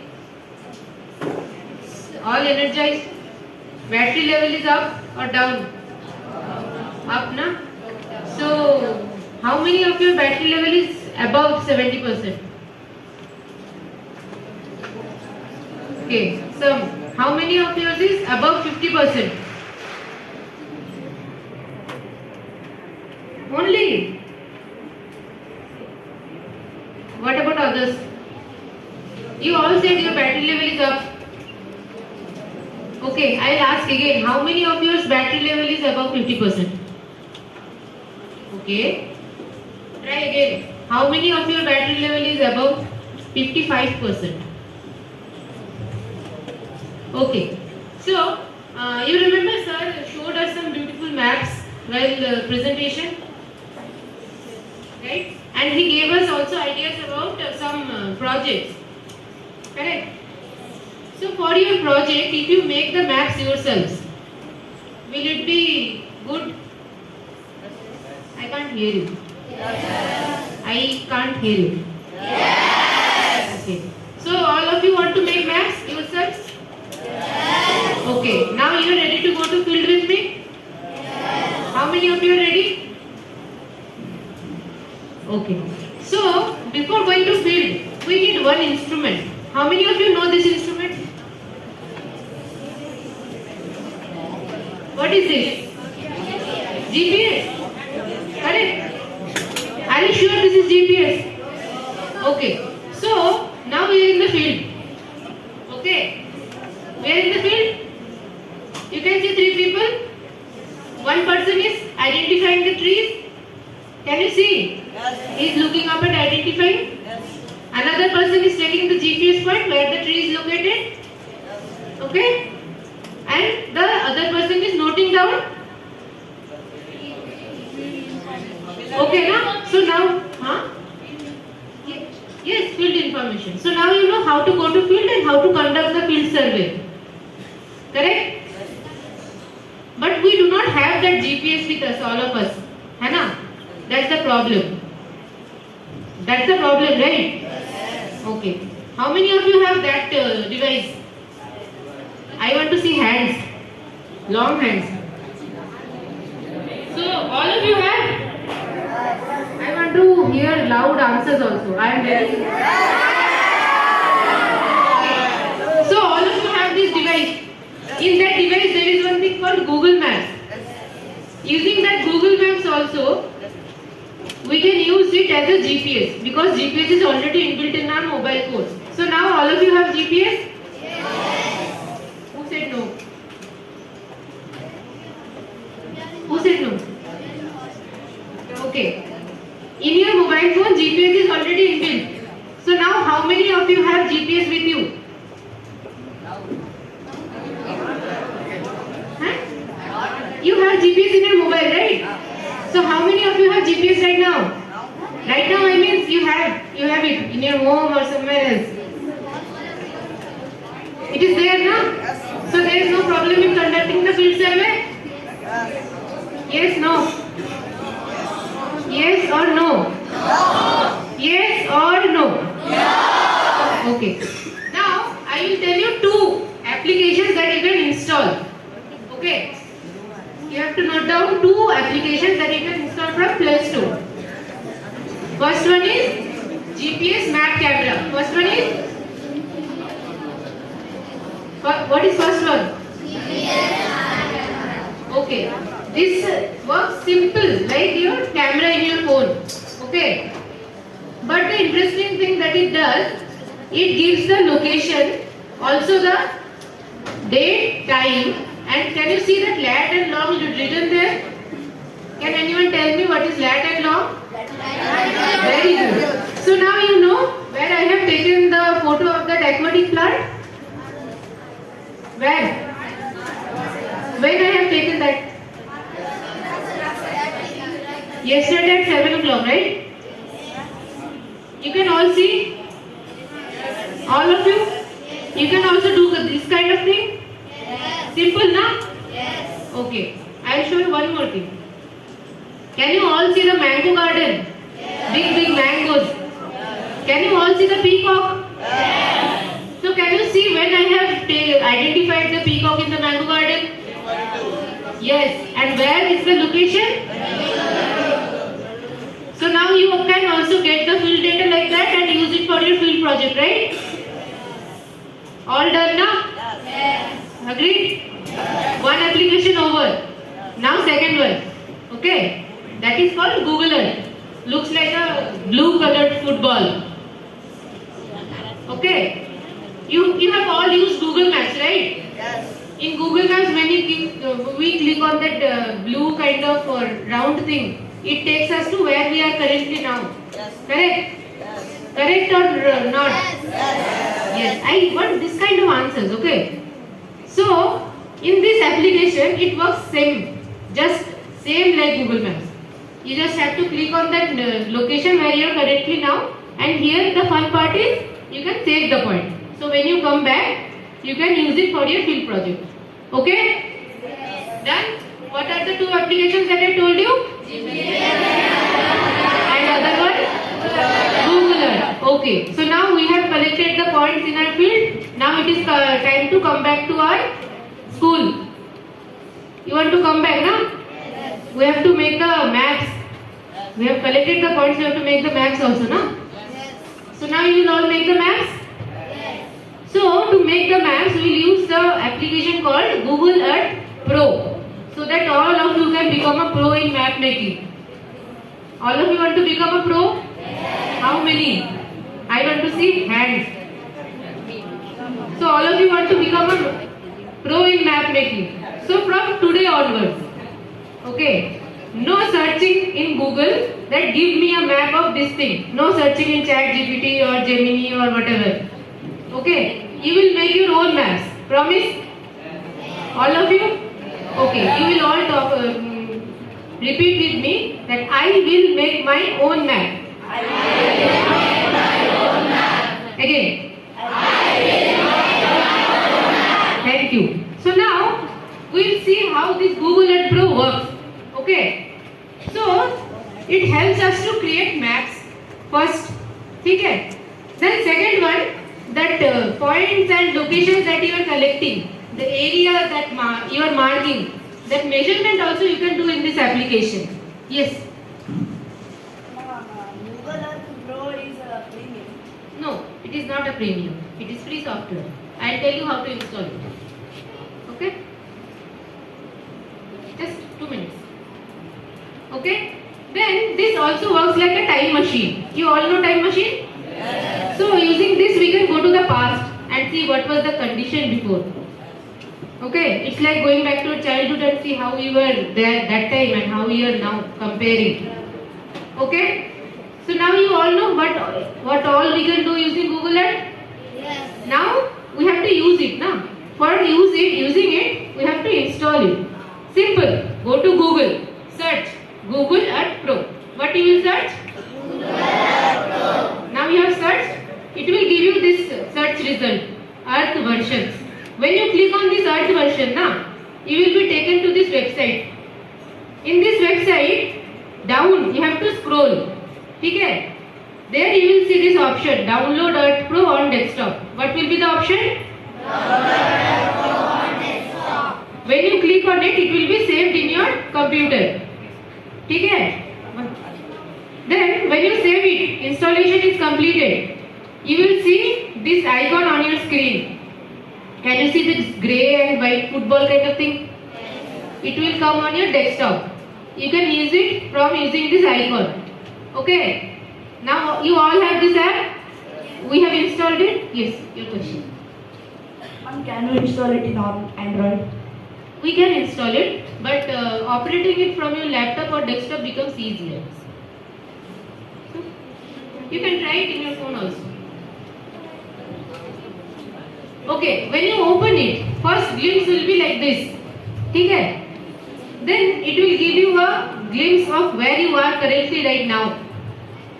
Like you are traveling in a spacecraft and you have been just dropped where you are currently right now. Okay, now I will give you a quick tour of Google Earth Pro. What all the things are there? Okay?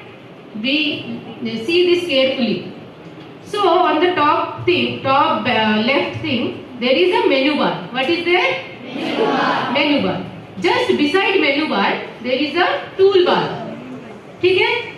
You remember this toolbar. There are multiple tools in this and we will be using this. Okay? Then So menu bar, there is a search bar. We go to Google Maps and search for locations, na? So simple, like that only you can search for the location and it will give you the results, and if you click on that it will take you to that location. Okay, simple. Then below search bar there is a list of places. This will give you the points, the lines and polygons that you have added to your maps. Okay, and the final thing will be your base maps. Okay, what are the things there in Google Earth Pro? Menu bar, toolbar, search bar, places and base layers. 5 things? Okay, what are the things? Menu bar, toolbar, search bar, okay, now you have idea of Google Earth Pro application. Now we will use it. Okay? Now I want someone to answer what is point, what is line and what is a polygon. I want someone from back. You can give me an example also. I don't need a like clear-cut definition. I just want to know what is a point, what is a line and what is a polygon. Fast, fast. No one. Okay, anyone. कोई नहीं.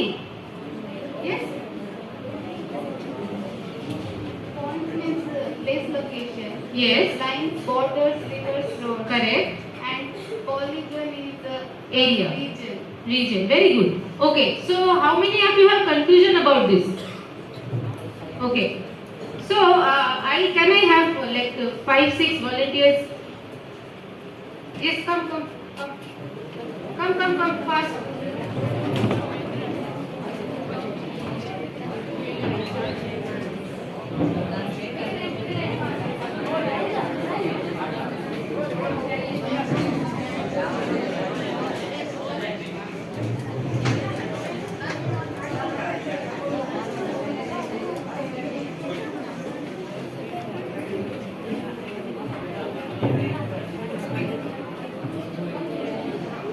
So now you can all hear me? At the back. You can all hear now? Okay. So now can you see that guy?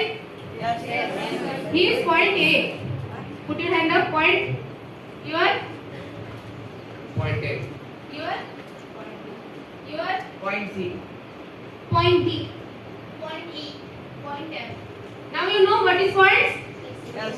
Different locations. Suppose they are all trees. So now I have taken 6 trees as points. Okay. Understood now? Yes. Now all join your hands. Join your hands. Now this is a line from one point to another point. You can take the measurement of this line, so you will know what is the length. Correct? This is what? This is a line. Okay? Come down. Line, come down. Now circle this.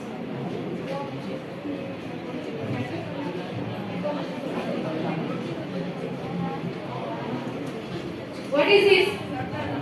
This is a circle. So this will represent a area. Okay? So now this is a polygon. All got? Any confusion? Correct? No confusion, na? Thank you. So now you all have understood what is point, line and polygon, right? So now here I have given you an example. See, I have marked different classes in my campus. I have also marked the roads that connects each class from one to another. Okay, that is line. And also I have marked my entire campus based on polygon, line or point? Polygon. Okay. So first we will see how to make a point. Okay. So to make a point, can you all see that yellow kind of thing? Pin. Yellow pin all you can see? Yes. From back also you can see? Yes. Should I zoom? This yellow pin all you can see? Yes. So this pin is called add place mark. What it is called? Add place mark. using this add place mark, you can add the points that you have taken in your field. Okay. So you remember when we were taking the photo in GPS map camera, latitude and longitude values were there. So when you click on the add place mark, the grey screen will come. In that grey screen, can you see this latitude and longitude? Here you can put the latitude and longitude value. Okay? You will be automatically taken to that point that you have taken the field point in. Map making made easier? Hana? Now you have your field point that is in your computer also. Okay? You can also change the name of the point, change the symbol, and you have to click on OK. Okay? But there are multiple symbols. Which one to use? Can you all see this white and black symbol? So this is the appropriate symbol to mark a particular location or a point. Okay? Yes. All agree? Yes. Use other symbols. It won't happen, it will represent your work very easily. You have to explain a lot. This we use usually, this is the traditional method. Or we can say like when we are representing a tree. Okay, if you color the leaves as green, right? If you color the leaves as purple, we will get confused it with other things, right? So it is like that. This is a conventional thing. So I have given an example of point data. This is the Harivana in engineering campus. You know about it? Okay, some of you know, some of you do not know. Who do not know, I will tell them to visit that campus and see that Harivana, where there are multiple native trees. Local trees have been planted and this looks like a forest only. Okay, so you can go to each tree and mark their GPS location. Okay, you all can do that now, and you can map it in Google Earth Pro also. You can do that, yes or no? Yes. Some confusion is there. You can not do that, you can do that, right? Yes. Okay. Again, if you go to lakes or some water bodies, you will see some floating green leaves, then some grasses will be there. Those are called macrophytes, the aquatic plants. Okay. So if you see those also you can map. You can map, right? Yes. Here, see, I have taken the latitude and longitude of different aquatic plants. Okay. Then I will give you one quest. Are you ready for the quest? Yes. All of you? Yes. Okay. So your first quest will be to point out your house and your school, or to be precise, your classroom. Can you all do that? Can you all do that? Yes. Okay. So your first quest is to point out your house and your classroom. Okay. Then coming on to next, how to make a line. Simple. You remember in toolbar, there is an option to add path. What is the option? Add path. Here you can mark the linear features like she said, rivers, roads, metro lines, like that. Okay. And here you can change the name and color also. And here the measurement, like we were talking about. What is the length of the road? What is the length of the river? That you can also do in measurement section. Okay? And there are different units also. Understood? Confusion? No confusion. Okay, so now you are ready for your second quest? Yes.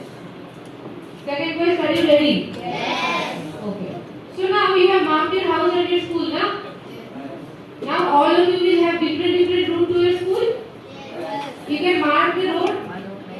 If you someday maybe you do not have a vehicle from your school to your house, how much road you have to walk?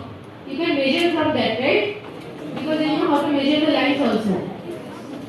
You already do that, na? Okay. So next is how to make a polygon. Okay. See in the toolbar only, there is an option called add polygon. What is the option? Add polygon. I can't hear you. Add polygon. Okay. So using that polygon feature, I have drawn the campus, my school campus. Can you see in the back? That inside I have given green color and border I have given some pink color. What is that border called of a polygon? perimeter, yes. So using this Google Earth Pro, you can also calculate the area and also the perimeter. Okay? There is no mathematics you have to do with your pen and pencil. It will do it for you. This is the new generation now. So now here also you can change the name and the color. But the main confusion is which color to give. He was having a confusion. Which color to give to what? So what happened? Four friends decided to make some maps of a lake. Okay. One friend drew the map color as blue. One drew it as green. Another one drew it as red. When they all came together, they got confused. What they draw? So to remove that confusion, all the big peoples in the world, they sat together and they decided, okay, from now onwards, we will use these colors for these things. Okay. So, for vegetated areas, we will use green. Okay. For any water bodies, like lakes, ponds, rivers, we will use which color? Blue. For water bodies, which color? Blue. Okay. For agricultural land, they decided to use yellow color. And for buildings and roads, they decided to use red color. You all understood where to give which color? Okay. So now tell me which color to give in the paddy fields. Yellow color. Very good. Which color to give to our school building? Red color. Very good. Which color to give the Arabian Sea? Blue. Which color to give the Western Ghats? Very good. So now I have told that you going to measurement, you can calculate the area and the perimeter. Now you have your third quest. Okay? Okay, na? Or not okay? Okay. So you have how many lakes in Murtidre? How many lakes are there? 0. How many lakes are there? I heard there are 32 lakes. Can you find out the 32 lakes? Of course, with the group and your friends and your parents, not alone. Okay, so you have to find out the nearby lake to your house and mark it in Google Earth Pro. That will be your third quest. Can you all do that for me? I am here tomorrow also, you can show me. Because you all promised that you will make your own maps. Okay, na? So now, coming on to the time machine thing. You all remember the time machine that we were talking about in the beginning, na? Yes. So, can you see all the clock-like thing? Yes. Here? Yes. This clock-like thing, if you click on, this time bar will come, where you can go back in time and see what was the situation in that time and what is the situation in current time, and you can compare. So from this you can do the change analysis. Okay, I will give you one example so that you can understand. Can you see these two images side by side? The left one is of 2011. See that on the top corner there is still some barren areas and there some sandy areas we can see, right? But in 2023 we cannot see the buildings, we can see in that region. Hai na? So now from this you can do the change analysis. Okay, I will give you one more example. Can you see this lake? That left one is of 2015 and the right one is of 2022. Can you see the changes? This one of you said there is no lake in Murtidre. This is Kadalkere lake nearby to your city only. Correct? So I have given you one view of one lake. Now you have created all the points, lines and polygons. Now you have to save the map as you have promised me to use it for your project. Okay? To save the map, simply go to your toolbar. There is an option called Save Image. Okay? There you can go and edit the title and the components of the map, that is called legends, and save the map. The Save Image option will come here. Save Image option will come here. Here you can change the title and the description, and here the components. Okay? Now we have saved the map. the final output. Ready? It will look like this. So now to make a map, there are 5 things that we have to keep in mind. How many things? 5 things. First one is your title, which will give what map this is, for which purpose we have created the map. Okay? Second one, that is the components of the map. What green color shows, what red color shows. Those will come in the legend. Okay? What is the second one? That will give us the components. Okay? Now third one. In the down, there is a north arrow. So someone if will tilts the map, he will be able to see, we will be able to see if someone is tilted. So the north arrow will move, right? So from the seeing the map only we can see which way is the north. Okay? Then the fourth one is the scale. That will be in the down corner only. Okay? Now all of your components are there? 5 components?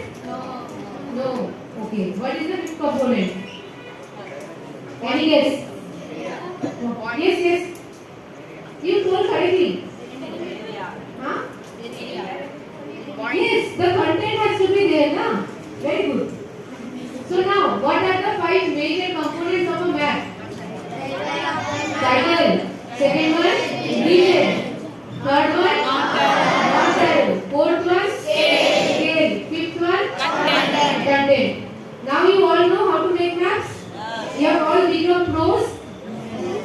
But not. You have all read of pros, yes or no? Yes. Have you all read of pros, yes or no? Yes. Okay. So now, you have to save the points. When you go to college or something, when you want to do the research further, you have to save the, use the files. So before that, in this, you have to do the right click. Then you will get all these options. From these options, you have to click on Save Place As. When you click on Save Place As, you will be taken to one of the locations. There you have to save the file name as .kml. Give the file name. See, I have given the file name as trees, and I have to save the file name as .kml. Which format? Okay. Which format? .kml. No one will forget this, right? No one will forget this? No. Okay. So now you can use it later also? Yes. Okay. So, I will skip this. Okay. So now finally you have to document your research. Okay. You have prepared the map, you have done your analysis, and now you have to document it, right? So to do that, there are 4 steps. Okay, how many steps? 4 steps. 4 steps. First one. First you have to go to your library and see what are the previous things has been done. What the experts are saying about this, that you have to find out. Okay? Then second one. You have to plan how you want to do your analysis. Find out what methodology you are going to follow and analyze the data that you have collected. Okay, so you have to develop a clear methodology and analyze it. Okay? Then you have to write the project now. You have to make the presentation to present in Lake Symposium, correct? To do that, there are 4 sections in the report. First one is the introduction. Okay? Second one is your materials and method. Third one is your result, and fourth one is your conclusion and discussion. The final step, you have to go to your teacher and get it clarified. If it is correct, if they suggest something refinement, you have to do the refinement and refine your project. Okay? Yes. You understood the 4 steps? Yes. Will you repeat with me? First one is explorative library. Second one, methodology. Then documenting report. Then finally, concluding the report by taking the suggestions. Okay? Now you will continue with the research? Yes. And you will make your own maps? Yes. I want to hear louder also. Yes. Thank you. Do you have any questions? No. There is a search option. Means, for example, if you are searching our house, it will get easily because it is known. But our house, it is not that known. So should we have to exact long period? Or we can just show that GPS map camera you can use and you can take a photo of your house. Then that you will get the latitude and longitude. Using that latitude and longitude, you can mark your map house in the Google Earth Pro. Now you got it's like that current option like that nothing is there for Google Earth Pro. No, we have it in Google Earth. In when you are doing it, what it is there. There also you get the latitude and longitude values.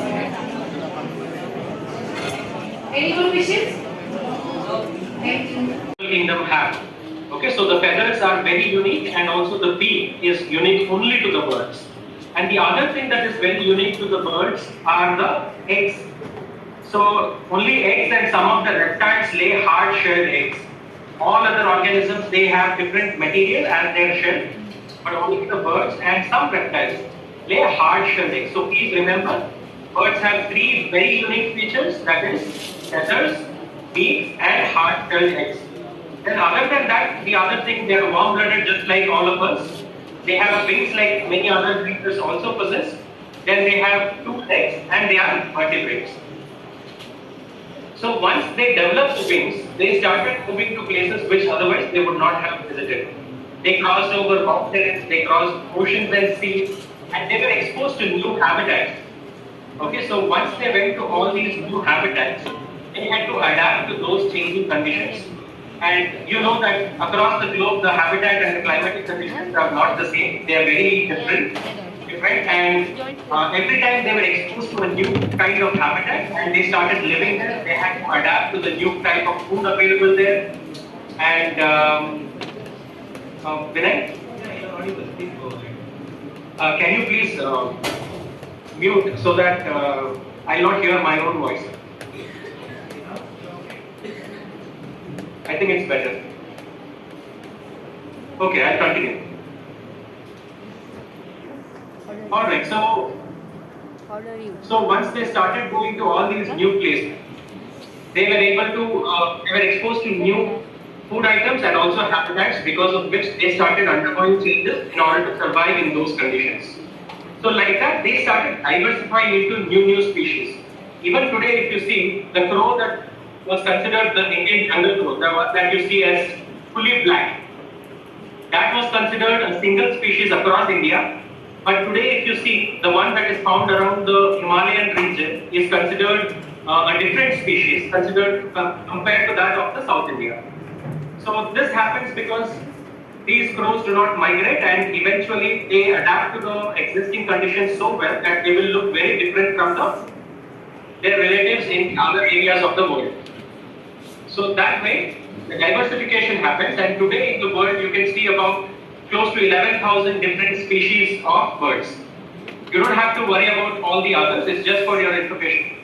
Focus on the species here, where you can see 10,950 species have been documented across the globe. Alright, so among these 10,950, these are the confirmed live species as of today.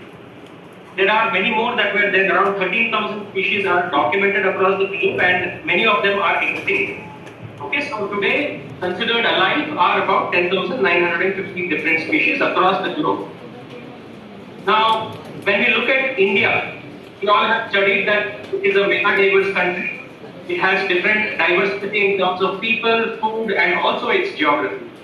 Because of the diversity in geography, the birds here in India also diversified a lot, and we can see about 1,500 different species across the country. And when we come to Karnataka, there are about 528 different species that we have documented. And in Dakshin Kannada, anybody knows how many species have been documented?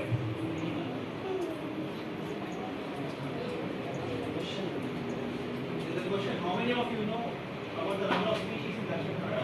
ಪ್ರಭೇದ ಪಕ್ಷಿಗಳಿವೆ.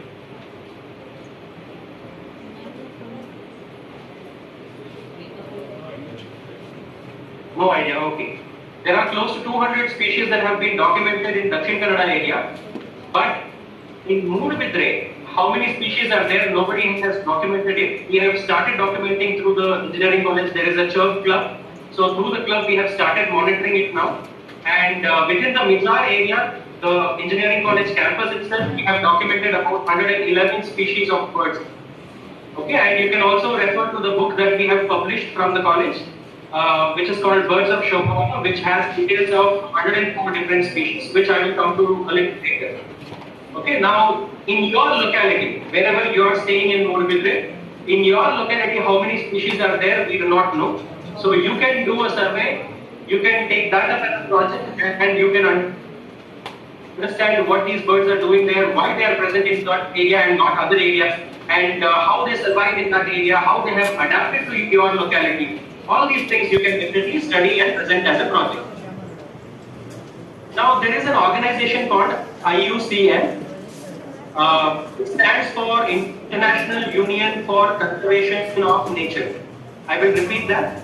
It stands for International Union for Conservation of Nature. So this organization, what they do is, they study the population status of various species and they assign them a particular status. There are different statuses starting from data deficient, and then it goes on over till extinct. Okay, so in that what we have to mainly focus is critically endangered, vulnerable and near threatened. Okay, when you start documenting the birds, most of the species that you find will belong to the category least concern because they are common. But sometimes you might find vulnerable or near threatened species, and by any chance, if you find any endangered or critically endangered species in your study area, then that area becomes a very important area for conservation. Okay, so that is how we choose conservation areas on prioritizing the status, IUCN status of the various species present in that locality. So if there is any species that belong to other than least concern, that area is of importance to preservation, and based on what status is there, we will decide what level of conservation has to be undertaken in that area. So if you come across any status other than least concern, then you can definitely highlight that while you present your project, and we can see how we can conserve those areas and species. Now, why should we study about birds? Like TVR sir would have spoken about a lot of ecological significance, keystone species, umbrella species and all these things. So birds have a lot of ecological significance in any ecosystem across the globe. One major thing is, you all know what is food chain and food webs. So they are present at different levels of the trophic web. Okay, because some of the species of birds are dependent on plant products like nectar or fruits and berries and things like that. And some of the species of birds depend on small insects and lizards for their food. Some other birds hunt other birds and larger mammals like rodents and small other organisms. And some birds like the vultures depend on dead animals for their food. Because of this, they are widely spread across the food web and food chain. Okay, so any changes in the ecosystem we can easily determine because they act as indicators of the ecosystem. Alright, so that is why we consider them as bioindicators. So in a particular habitat or an ecosystem, we look at these bird diversity, their population dynamics, and then assess the status or the health of the habitat or the ecosystem. Okay, then I'm sure TVR sir would have mentioned about, while he was talking about keystone species, he would have mentioned about the barn owl, how it controls the population of the owls. So I would also give another example here where you all know the state tree of Karnataka, which is near Sandalwood, what we call as Sriganga in Karnataka. So this particular species is also dependent on birds for its own survival. Okay, because the seeds of sandalwood have a particular coating which has to be chemically processed, and these chemicals are present in the bird's stomach. Okay, the digestive enzymes in the bird's stomach, they process the coating, and when they excrete it later on, those seeds are capable of germination. Okay, so if all these fruit-eating birds are removed from the ecosystem, these type of plants and trees cannot reproduce, and they will also become extinct along with the birds. Okay, there are several examples that we can see like this. So that is why birds are considered as a keystone species across the world. And because they consume nectar and eat a lot of fruits, they are considered as active pollinators and seed dispersers. Birds are known to be the farmers of the forest because they build very mixed, diverse ecosystems. Because they eat a lot of variety of fruits and they keep defecating because they have a higher metabolism. They keep excreting very often, like you all would have seen crows and pigeons around your homes.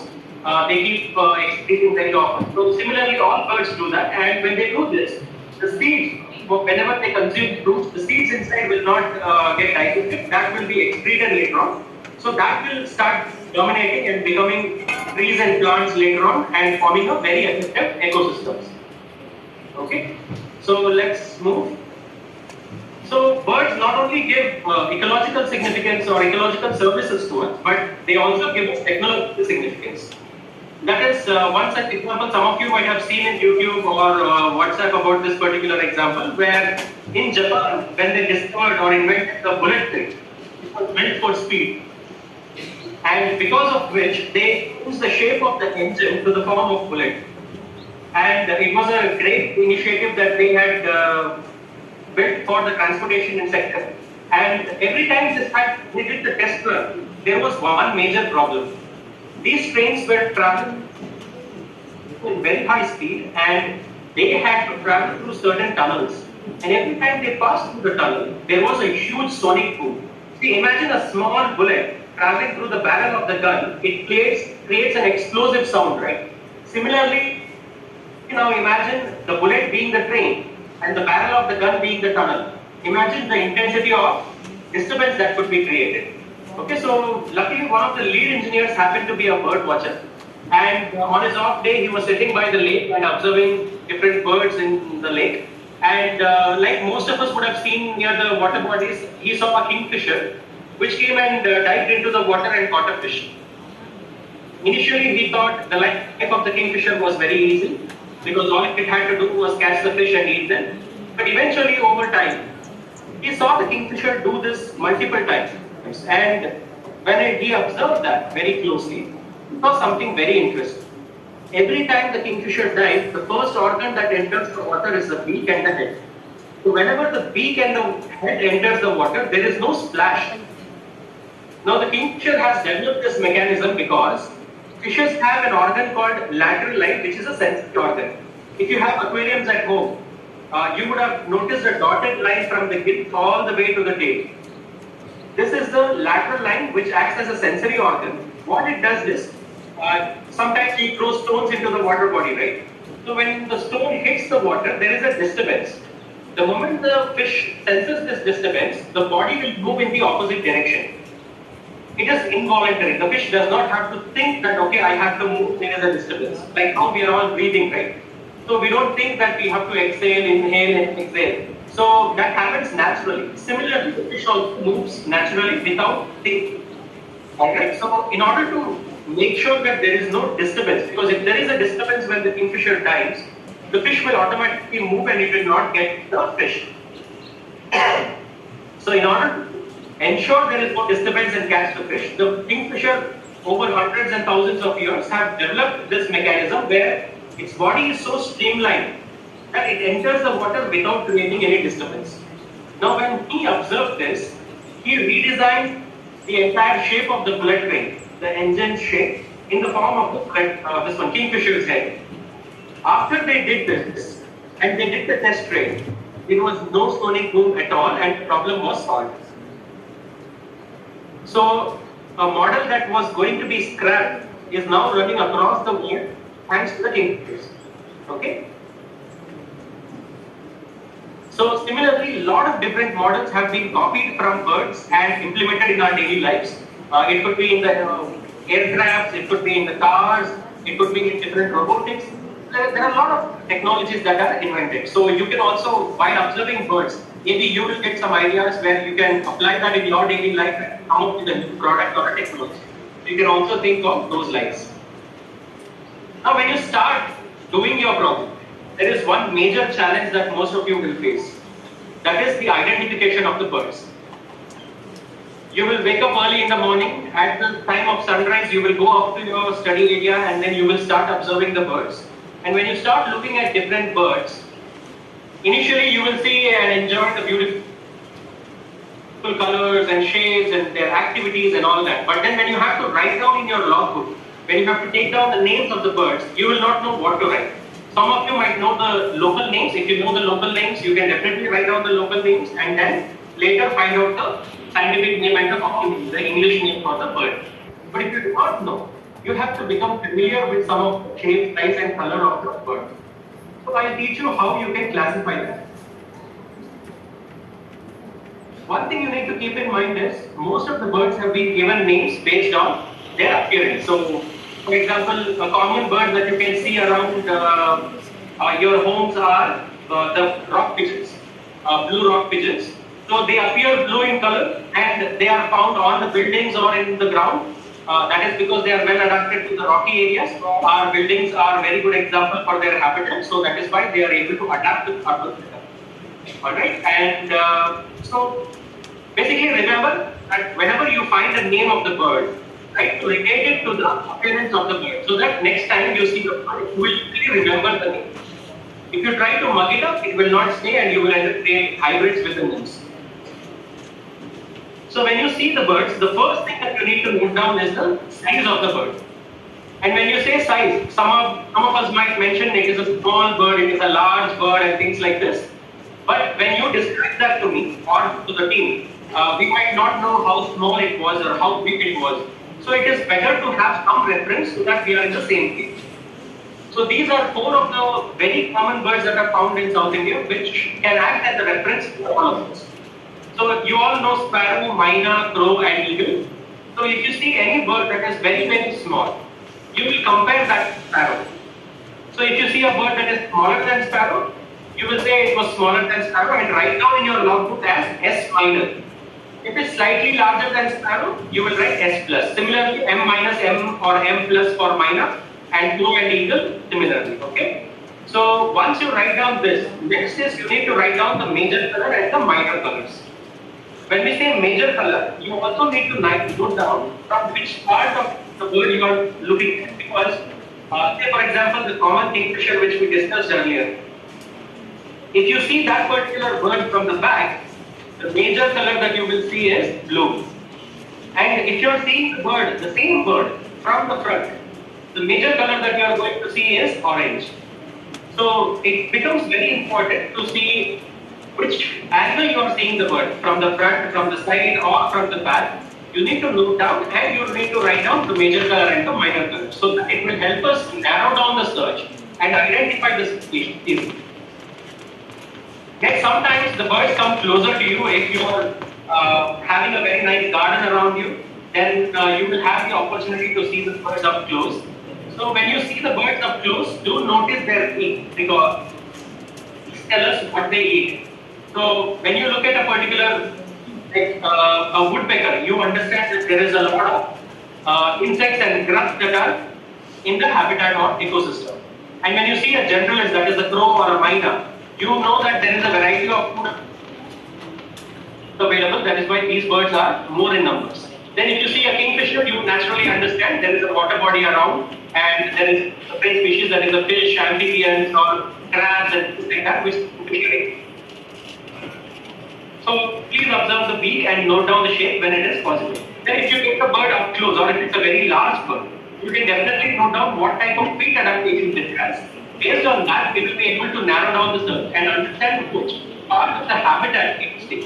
For example, in your locality, in Mudbidre, you will find a bird called red-wattled lapwing.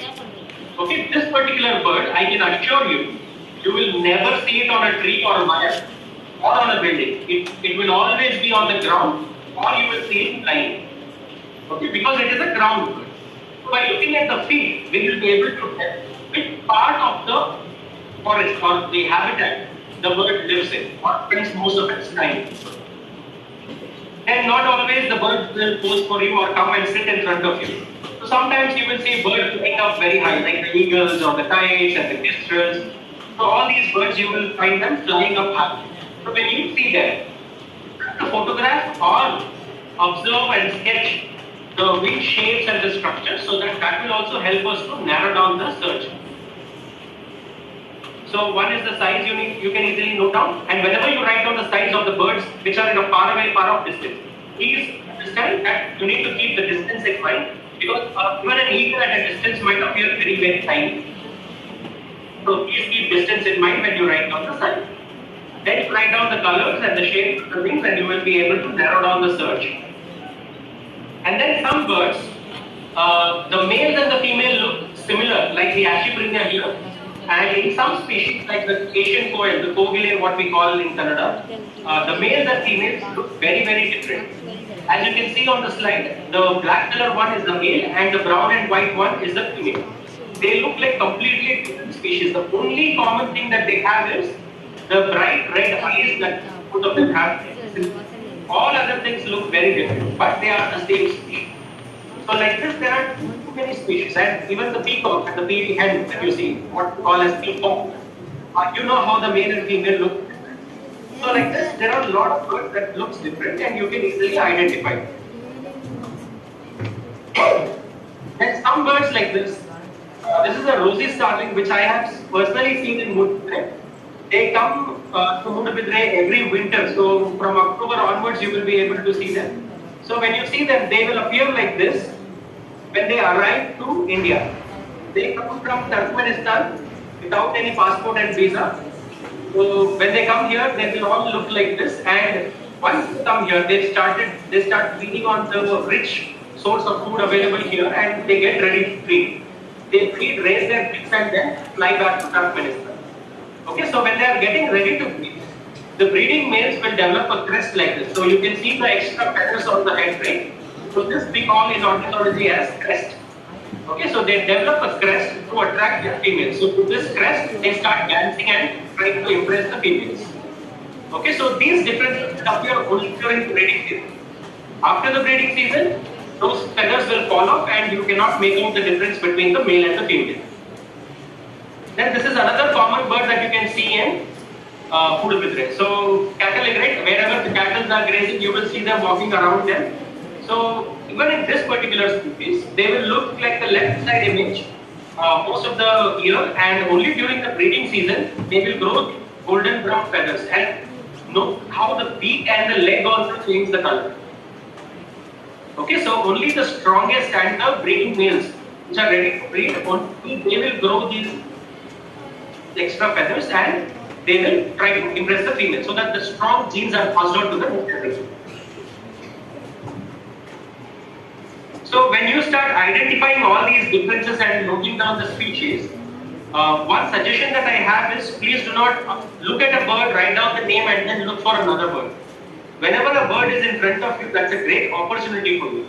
So please look at the bird and observe what they are doing, because the behavior will give you a lot of insights into the bird world. So it could be feeding their young ones, it could be feeding themselves, it could be nesting, it could be courtship. All these are different behaviors that you can see when you start observing the birds. Then whenever we hear the term migration, birds are one of the common species that we get into our mind because they are the most studied in terms of migration. Okay, so birds do different types of migration. Some of the birds travel only during the night, some travel only during the day, some travel within the country, some travel across the globe. So like this, birds perform different types of migration. More information can be found in the links that teacher sir has shared. Okay, there is a 1-hour video of my own session where I have explained about the different types of migration. So you can refer to that video if you are interested in doing studies about migration or would like to just know about migration. Now coming to how you can document. Okay, this is a very common format that is used to document the bird species in the field. So please note this down. Whenever you go to observe the birds, please write down a few things. Before this format, you need to write down a few things. One is the date. It is very important because if you are going to do this project for a few months, then you will do multiple visits, maybe 2 or 3 visits per month. So you will have many visits data by the end of your project. So if you do not write the date, you will not know which particular day you have actually gone to assess the birds. So please write down the date, the start time and the end time, because that is very important. When you write the start time and end time, we understand how long you have actually spent observing birds. Because in half an hour, you might find only 10 species. If you spend 2 hours, you might find some 25 to 30 species. So that plays a major role in determining the number of species that you actually find in your study area. So it's very important you write the start and end time. Then next is you need to write the location and the weather condition. Location you will by default write it because it is your study area. Then weather condition is very, very important because when you are doing a survey, when it is raining, then birds go into hiding and you might not see many birds. So if I ask you, when you present your project, when I ask you on this particular date why you have not seen many birds, then if you have written the weather condition, you can easily explain that, okay, it was raining that day, which is fine, not many birds were observed. So these kind of interesting changes in the observations can be noted because of writing the weather conditions. So you can always write the weather conditions. Next is, please note down the latitude and longitude. Tulika ma'am will be explaining or would have already explained about how you can map your study area and take points and do polygons and things like that. So you can use all those techniques into your project to show your study area and show us where you have seen more diversity of birds and where it was less, what type of habitat was there. All these can be shown using those techniques. Okay, so after you write down the latitude and longitude, then you please write down this particular comment. Where it is very important to write down the serial number, common name and vernacular name. Vernacular name is nothing but the local name. So here in case, I have given examples of Giri and Budukage. Budukage is nothing but the crow that looks black and grey. So in English we call them as house crow because they are usually present around the villages and cities and things like that. So you can write down that, and scientific name, no need to worry about it in the field. You can come back later, refer to books or the system, field guides or anything like that, and then you can write down the scientific name. Numbers are very important to be written in the field. So how many individuals of a particular species do you see, that you can definitely write down immediately in the field. And then, like I mentioned earlier, you observe the behavior, what the bird is doing in the field, and write down that in the activity column. So if they were flying or they were singing or they were feeding on something, you can note down all those things in the activity column. So I hope all of you have written down the format here. Now I'll move ahead. In case you have not written down, you can always refer back to this video later on. It will be uploaded in the link that TVR sir had. Now this is the book that I was talking about earlier. Birds of Tribhuvan, which we have published through the Alva Institute itself. And this particular book you can also purchase from the college, and this has details of 104 different species that are found in Mudabidri region. So this will be very, very useful for you to identify the birds around you if you are doing a survey in Mudabidri or Dakshin Kannada. Alright, so similarly, if you want to purchase a different book also, you are very welcome to do that. But don't purchase a book which is published in Himalayas, like Birds of Himalayas or Birds of Northeast, and then search for the birds in South India because you are not likely to find any of them. So whenever you buy a field guide, please buy something that is very, very specific, not weak. You can buy Birds of India, you can buy Birds of Dakshin Kannada, you can buy Birds of Karnataka. All these are books that you can refer. You can buy Birds of Tribhuvan also, which you can find in the college. Now, in case you don't want to purchase a book because you're not sure how long you are going to sustain this interest of bird also, there are also online portals which you can refer to identify the birds and help you in the project. So these are some of the portals that you can refer. The last link here is of a PDF version of a book that I have published. You can also download that and use it for your reference. And one of the easiest portions of these are the iNaturals. So I will show you how to use that also. So here, when you type iNaturals in Google, and when you click on the first link that comes up there, this is the page that you will land up in. So in this page, there is an option called Explore at the top. So when you click on that, you will get a page like this.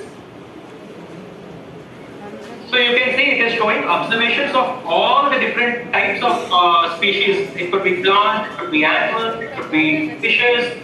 Everything it is showing in this particular map. We do not want so much of data. So what we will do? We will do a refined search. This is filtering. So under observations, here there are two search bars. One is saying species, the other one is asking for location. So under species, I will type birds. And for location, I will give, for example, I have put Bangalore because I am sitting in Bangalore right now. So in case of your project, you will put Mudumidre. So then what it will do, it will narrow down the search to your study area and the birds that are present in that particular location. So here also it is still giving you all the different observations of birds. So we do not want observations, we want different species.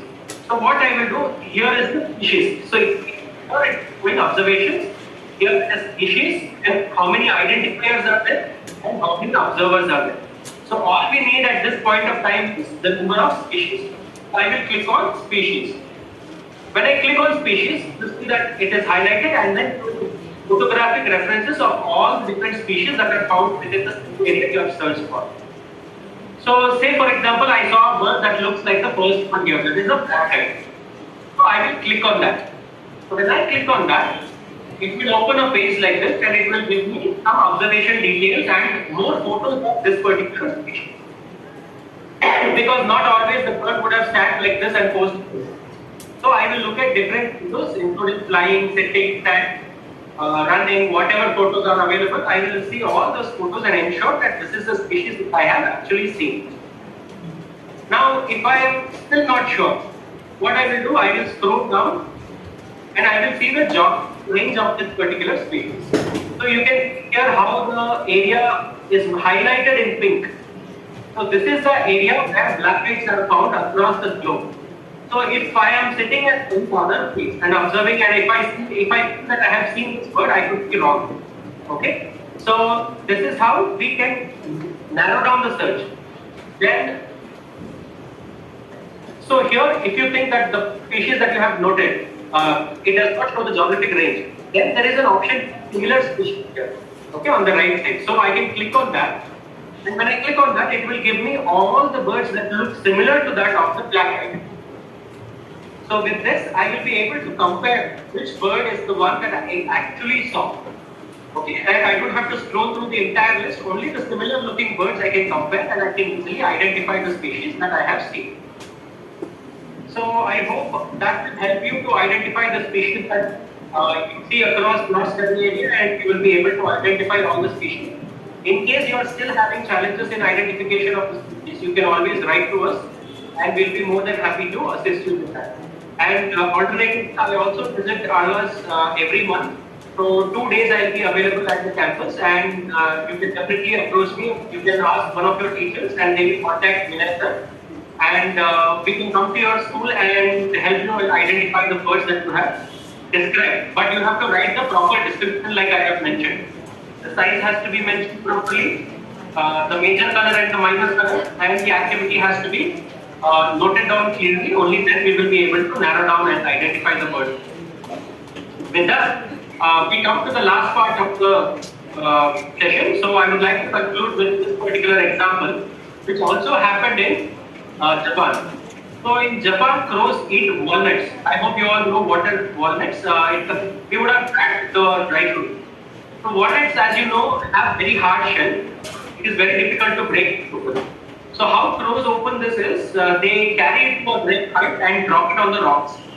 So with repeated attempts, what happens, because of the gravitational force, the walnuts hit the rocks, right? So in that force, they will crack open with multiple attempts.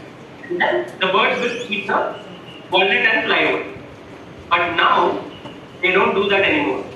What they are doing is, they come to the traffic lights, wherever signals are there. They come there and wait for the lights to turn red. When it is red, you take the walnuts and place it in the zebra crossing and then go back and sit on the traffic lights. When it is green, all these heavy vehicles will go on top of the walnuts and break them. When it becomes red again, they will come down and eat the walnuts from the broken and fly away. See how they have innovated looking at the signals that we invented. I hope in India, why our crows have not invented, you all can imagine. So please ask your parents to follow the traffic lights properly, traffic rules properly, so that when we stop at the line properly, maybe even the crows in India will start to innovate like the crows in Japan.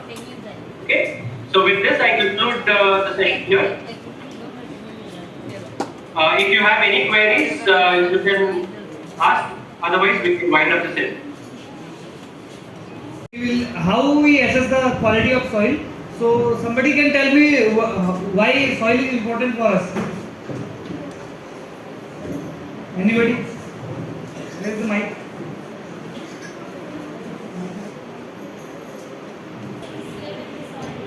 Okay, habitat for organisms. Any other? Yes.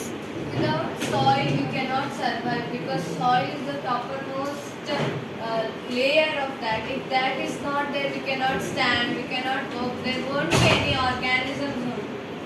Okay. Anyone else?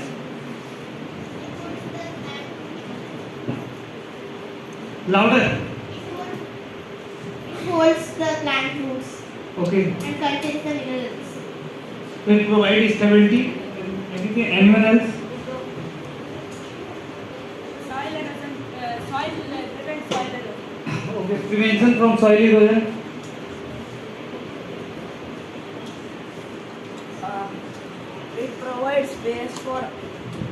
It provides base for all the buildings and the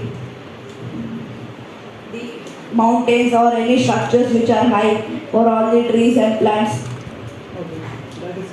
That is the stability. Okay. First we will see we have to assess the quality of soil. So from where all we can get the soil and from where all we will collect the soil to sample it or to assess the quality of that soil. So first of all we will see there are, as Tulika ma'am has mentioned, there are 32 lakes in Murubidre. So you can monitor as water quality. You can assess the quality of soil in the lake and in the lake catchment. So coming to the soil, so healthy soil is needed to grow crops which by which we can meet our all food demands. Then for plant stability to prevent soil erosion and our soil has a rich means a huge storage of carbon sequestration. So what all emissions we are emitting in the atmosphere, so 1/3 of that is sequestered in our soil, topmost soil, that is around top 30 centimeter soil that sequestered 1/3 of the carbon in the atmosphere. So these are these we have discussed that these are the main functioning of carbon of the soil: carbon sequestration, water storage. Soil helps in filtering of water, so it go under in seeps under in underlying layer. So we will after some time in like in summer season we will pump when the water is starts in our neighborhood or in our rivers. So we will pump it from that groundwater. We can get it by pumping. So it will be filtered water. Then it is a habitat for various organisms, microorganisms like earthworm and other which provide habitat to those microorganisms. So we will see the vertical profile of our soil. So it has mainly 5 divisions or layering. First is that first O layer, which is the organic or which contain humus content, which is the most fertile soil in most fertile layer in our ground surface. Then the top soil, it is similar to it. It is composed of mineral and other humus content also, but it's less means less organic content than as compared to O. So then E elevation layer, and as we go deep and down, that mineral content increases and the rocky substance comes like the bedrock and parent rock.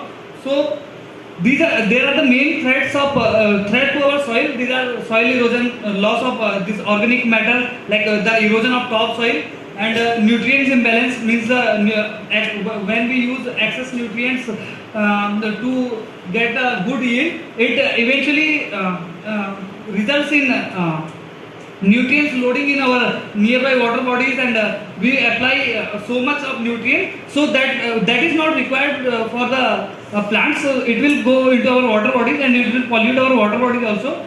So this is nutrient imbalance, contamination in the soil, acidification as the time progressing, our quality of soil has been the acidic in nature. Means the acidity is increasing with the time, and similar loss of biodiversity and sealing. Sealing means we are converting our earth surfaces into paved areas. So we are restricting the water to seep down into the underlying layer. So that is resulting in threat to the groundwater recharge. So these are the main physical properties of soil, which are by which we can assess the quality of soil. Physical property of soil like texture, structure, color, density, moisture, and permeability. So coming to the texture and structure, there are mainly three kinds of soil. We can divide soil into, based on texture, we can divide it into three main soil type: sandy soil, clay, and silt soil. So sandy soil will have the granule of higher than 0.05 mm. Means these are the higher, the particle size is bigger as compared to silt and clay. Clay will have the least particle size, and silt will have the slightly bigger particle size as compared to this clay soil. So, and the sandy soil will have the highest, means bigger particle size, and because of that the particles are loosely packed in sandy soil. So the water infiltration will be higher as compared to clay soil or silty soil in the underlying layers. So now the texture, how we can analyze this texture? So we have in our houses we have multiple types of these seeds. We used to remove the husk from like ragi. If we separate it out, that husk. So these are the so we will take like 2 mm seed to filter this collected soil, and based on that we can separate out what are the which are the granules, which are the sandy portion, which are the silty portion of the soil. So if we collect some soil, if we know what is the composition of sand, silt, and clay in the soil, what we will do, we will collect the soil from our garden. We will we will take it in a bottle, a transparent bottle. We will put it into it, and we will add some 70 to 80% of water. We will stir it properly, and if it doesn't detract from the, why we have to stir, because there are smaller particles which are attached to larger sandy particles. So for that proper separation of layering, means in the proper strata, we have to stir it properly, or you can add some like liquid beam, what we use to for hand wash kind of thing. 1 drop of that you can add, so it will help in detaching that those small particles. You will shake it rigorously,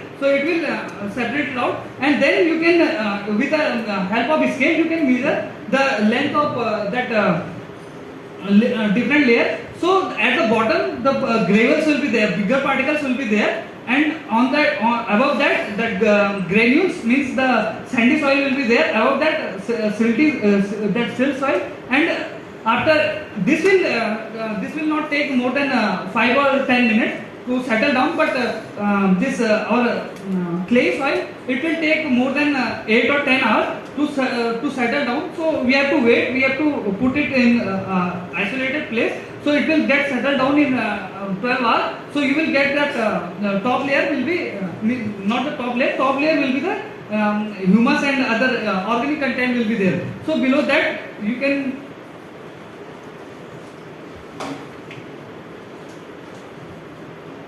this layer, it is the sand. You can see that bigger particle.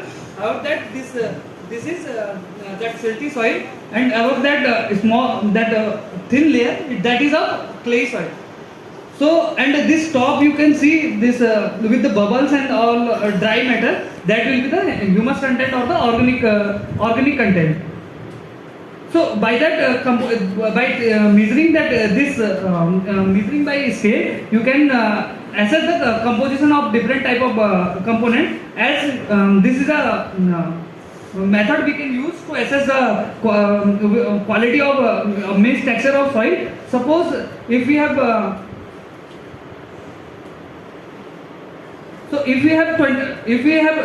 that soil, what we assess from here, if we get 20% of that from that is clay soil, so we will assess this grid is there. So in horizontal direction, we will assess the this denotes the clay soil, and on the vertical down it will show the silt proportion, and then in the diagonal from the left it shows the sand proportion. So the point of intersection of these three will give the texture of that soil what we are analyzing. So it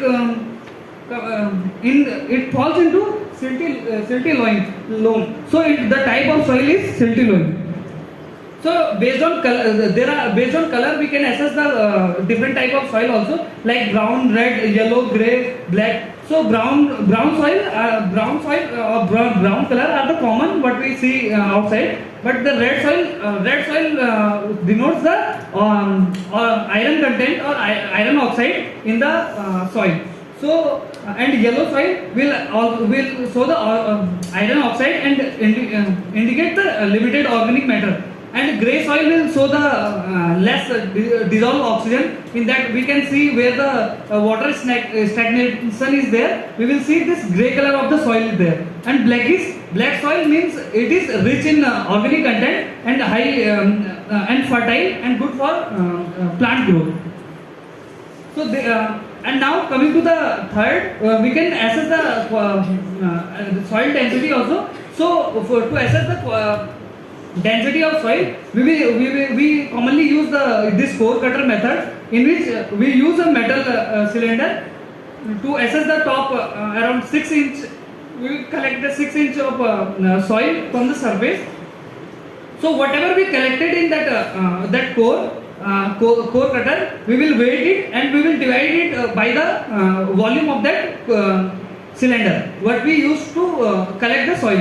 So it will give us the field density, because it contained moisture also. So we will consider it as a field density. In situ, we call it in situ measurement also. So now we'll come to the bulk density. Bulk density gives us we will get it by oven drying that what we got the sample in the core cutter. We will come to lab, we will oven dry it and we will weight it again and we will divide it with the volume of that core cutter. So it will give the bulk density of the soil. So coming to the fourth one is the soil permeability. It means permeability means we get the clay soil. Okay, paddy, yeah. And loamy?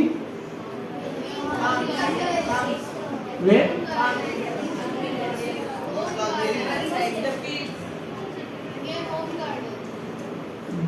Near? Yeah. So coming to the permeability means Raise. The water has to go to the underline. For that, soil has to be porous or permeable. To assess that, we compute the bulk density. If bulk density is high versus low. If bulk density is low means you will have more pore spaces. If bulk density is high, that means it is like a hard this one. There is not much infiltration can happen. That's why it's important. If you know the bulk density, you know there are two ways of measuring bulk density. One is in the field, where you see in a known volume, you collect the soil, find out the mass of that and take the ratio, you will get the bulk density, mass per unit volume. Other one is remove the moisture. That means you dry the soil, remove the moisture and then find out what is the mass and then take the ratio. So these two are but normally in the field what we do gives the indicative figure. That's what. So bulk density is an important thing to see how porous your soil is. You can compute the bulk density by taking sample in your agriculture field, in your the areca garden, and so pitch side, and see that what is the bulk density. Okay, these are the some of the experiment you can try to do. What is the soil types across the various land users? Land users means agriculture, horticulture, and then see the bulk density, permeability, etc. These are very important experiments. Okay. Sure. As sir told you that about bulk density, it is like opposite of bulk density, where the permeability will be higher, the bulk density will be lower. So in sandy soil, we will have means permeability means how the liquid or water is infiltrating in the underground layer, so or passing through that layer. So in sandy soil we will have a higher permeability because the particle size is bigger and the porous surface or the spacing will be higher. So higher permeability will be in sandy soil, and in clay soil we will have that soft or that smooth texture. So it won't allow the water to percolate through it. So it is you can say it is opposite to bulk density. Coming to the soil moisture, we calculated the bulk density. Similar to that, we will assess the total mass of the water what is evaporated while oven drying that sample. What is evaporated by the total volume will give us a moisture content in that soil sample. And now coming to the physical means the chemical property of soil. Soil means like we used to assess the pH, electrical conductivity, organic matter in the soil, in the water. Similar to that, what is the alkalinity or the acidity is there of the soil. We use this pH to measure the alkalinity of the soil. So if the value that 6.5 to 8 or 8.5 is the neutral, means you can say neutral. But if it is lower than 7 or lower than 6.5, you will assess that you will say that the soil is acidic in nature. And if it is higher than 7 or 8, then you will say this is alkaline in nature.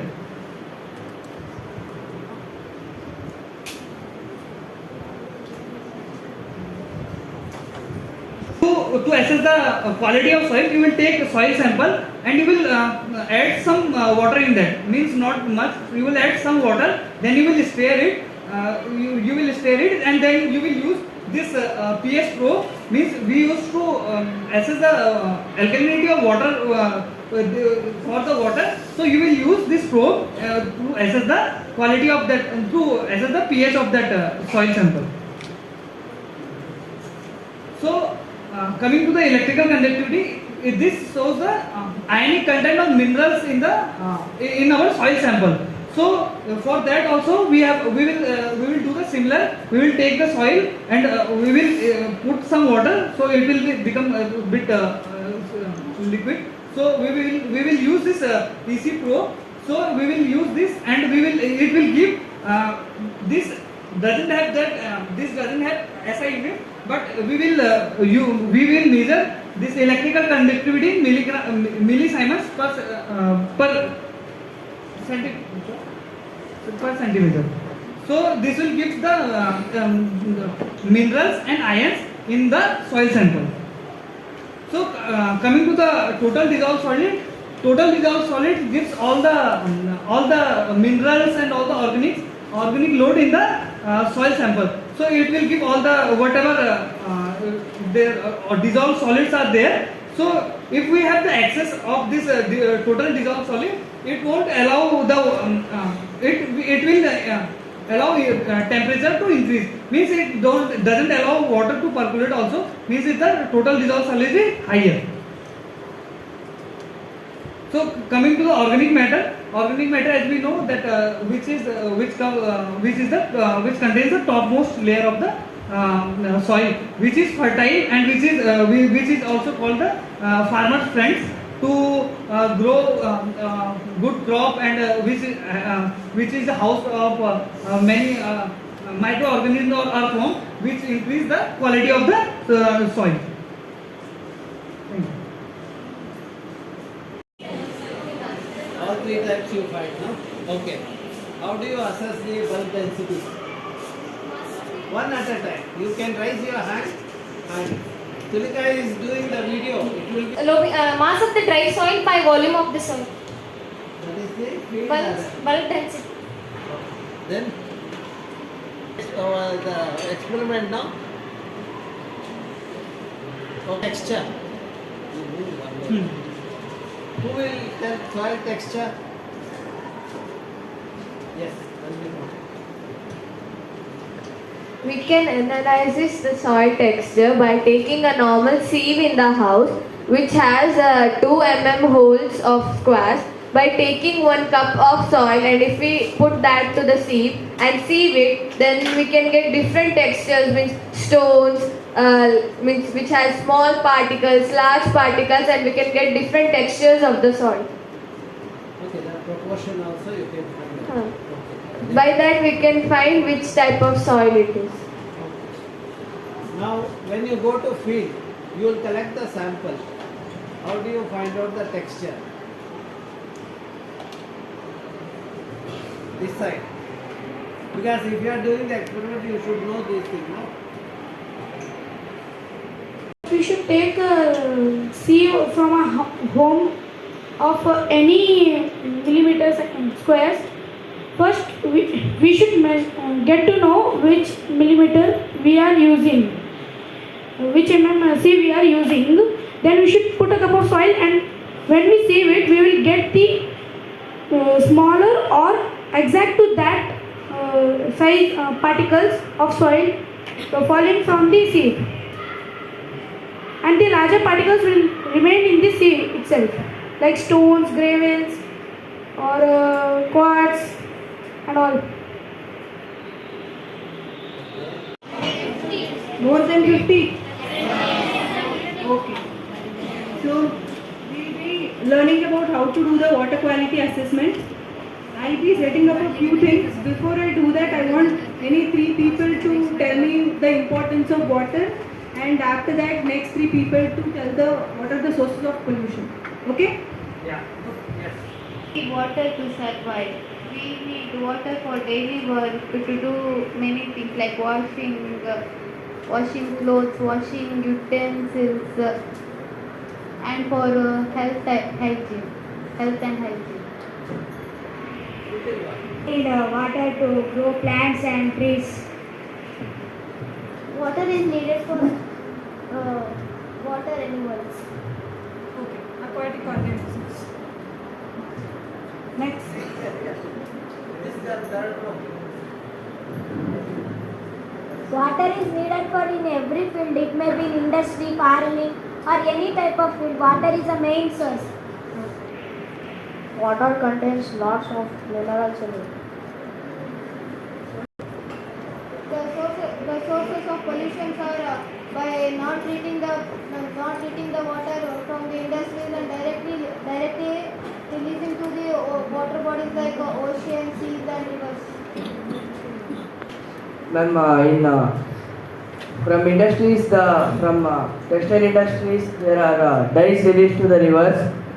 From this, that dyes will form a layer on the river so that the dissolved oxygen cannot go into that water. So many aquatic animals will die.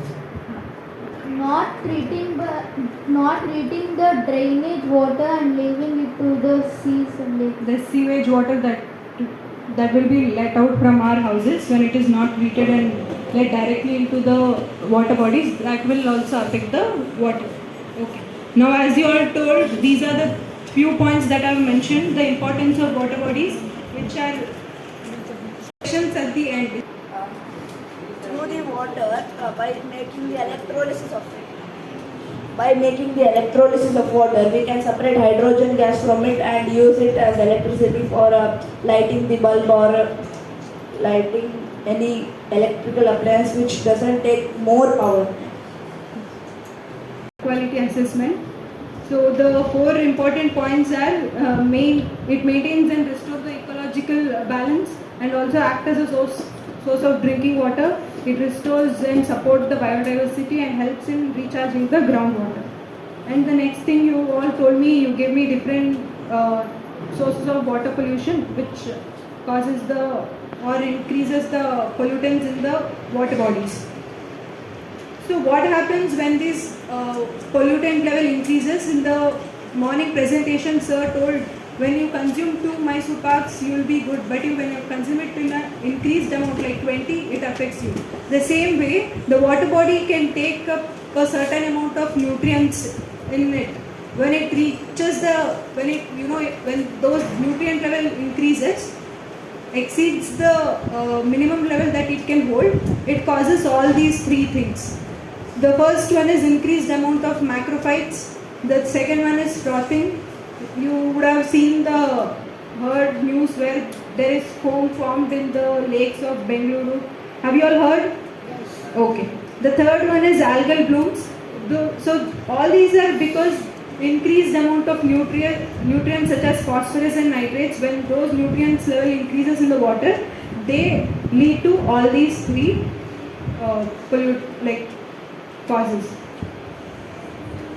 So as students, what we can do, we can assess the water quality and say whether the first one is the water is polluted or not, to know the status of water body. Second one will be to analyze what is the source that is affecting, like what is the pollutant source that the water body is receiving the pollutants from, and also to find the specific source and give the management actions, to take up the management actions. Okay, what are the 3 points? The first one is to know whether the water body is polluted or not. Second one is to know the okay. The third one is yes. Correct. So when we are not feeling well, we visit a doctor and they will do a thorough checkup of us, right? So now we have become doctors. We'll be assessing, like we'll be checking if the water body is in good condition or it needs any management actions taken up. Are you all ready? Yes. Okay. To do the water quality assessment, we need to collect samples. So before collecting the samples, we need to, before visiting the field, we need to have all this checklist. You need to make a checklist and make sure you have all these things. What are those? You need gloves, mask, 1 liter sample bottle, beakers, pipette, reagents, distilled water, BOD bottle, measuring cylinder, tissue paper, waterproof marker pen, on-site parameter probes, and field notebook. Okay, you have noted on all this? Okay, all this will be given in the website that was shown. So you will be needing all these things before you visit your field. Okay? Done?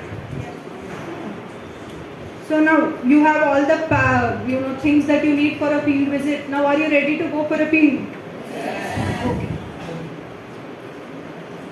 Now you are in one of the lakes in Moorbidre. After you visit a lake, what you will do, you'll go around the lake and first you'll note down what is the biodiversity that is there around the lake. Okay? In your field book, you need to note down all these things. The second one is what kind of vegetation that is there around the water body. The third one is what kind of land use. Land use is nothing but how the land is being used around the water body. See, near some water bodies there will be areca nut plantations. You would have seen around this area. Yes or no? Or near some water bodies there will be houses built up like urban areas, cities, those things. Yes?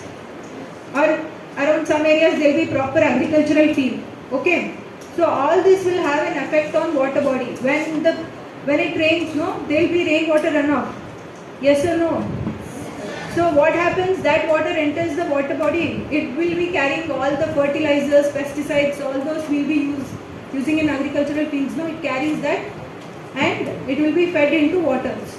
So what happens? The nutrient content in the water increases. So we need to, when we visit a field, we need to make sure we are noting down all these things that are surrounding the water body. Okay? Understood? Okay. The fourth one is you need to make sure, note down in your book that what color is the water, and the fifth one is if there is any odor that is emitted from the water body. It may be due to fish death or other things. You need to note down that also. And also you need to note down if there is any waste dumping happening near your water body. Okay? You will note down all these points? Okay. Now we will be collecting the water samples. ಮೂರು ಕಡೆ minimum ಆಗಿ water sample collect ಮಾಡಬೇಕು. Okay, you need to collect water samples at 3 points minimum. The first point will be inlet point. Inlet point ಏನು ಅಂದರೆ ನೀರು ಆ water ಬಾಡಿನ entry ಆಗ್ತಾ ಇರುತ್ತೆ. ಓಕೆ, ಗೊತ್ತಾಯ್ತಾ? ಅರ್ಥ ಆಯ್ತಾ ಆಗಿಲ್ವಾ? Okay, that is your first point. Second point, you need to sample at the centre. ನಿಮಗೆ ಸೆಂಟರಲ್ಲಿ ವಾಟರ್ ಸ್ಯಾಂಪಲ್ ತಗೊಳ್ಳೋದು ಕಷ್ಟ ಮತ್ತು ಸೇಫ್ ಅಲ್ಲದೆ ಇರೋದ್ರಿಂದ you will be taking at the sides.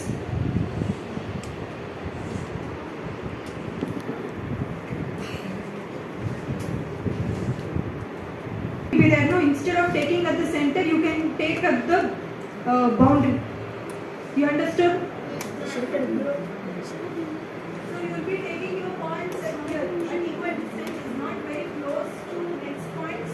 You need to take here. Okay? Understood? So that will be your second point. The third point will be outlet, where the water exits the lake. What are the 3 points you will be taking the water sample from? Yeah, those are the 3 points. Into minimum of togobeku. You can take water samples much more than that. You can take like 5-6 water samples. Okay. So after collecting the water samples, you will be collecting your water samples in 1 liter water bottle. Aita. Adre mere you need to write 4 things. What are those? The first one is your lake name. ಯಾವ lake ಹೆಸರು ಬರೀಬೇಕು. Second one will be at what point you are taking the sample from. Third point at what date you are taking, with what is the date. And fourth is the time, at what time you will be taking the water sample. Okay, what are the 4 things you need to right?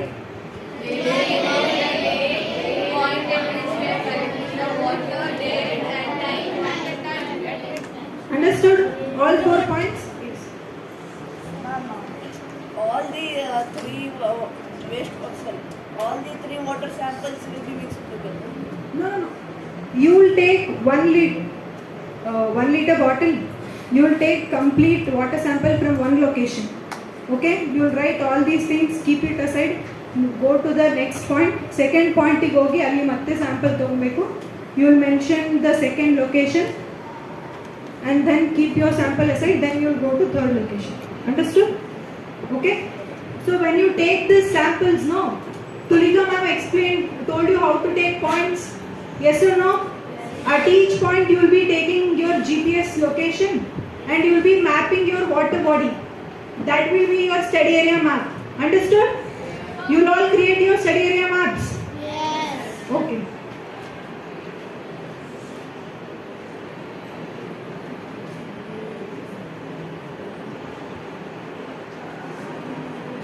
So after we take the samples, then we have 2 analysis to be done. One do on-site parameter analysis. Second one will be off-site parameter analysis. Okay na? On-site parameter analysis andre E6. What are the things that are there? Parameters. We will be analyzing it on the site. Now we will sample collect ಮಾಡ್ತೀವೋ ಅಲ್ಲೇ analyze ಮಾಡ್ತೀವಿ. What are those 6 parameters? We will be analyzing air temperature, water temperature, pH, oxygen, and electricity. Yes, correct. Okay. How many parameters will be analyzing on the site? Okay. So, off-site parameters andre we'll collect water samples, go to lab and start analyzing the rest 6 parameters in the lab. Lab will analyze madadna off-site parameters antivi. So, what are those? Biochemical oxygen demand, total hardness, calcium, magnesium, chlorides and alkaline. Okay? Now first coming to the on-site parameter, that is temperature. Okay? So when there is variation in the temperature, the aquatic organisms that are there in the water body, they'll be experienced to thermal shock, or when we consider the microorganisms that are there, they'll also be affected when there is variation in the temperature. So to understand what is the change in temperature or what is the regular temperature that is there in the water body, we will be measuring the air temperature and water temperature.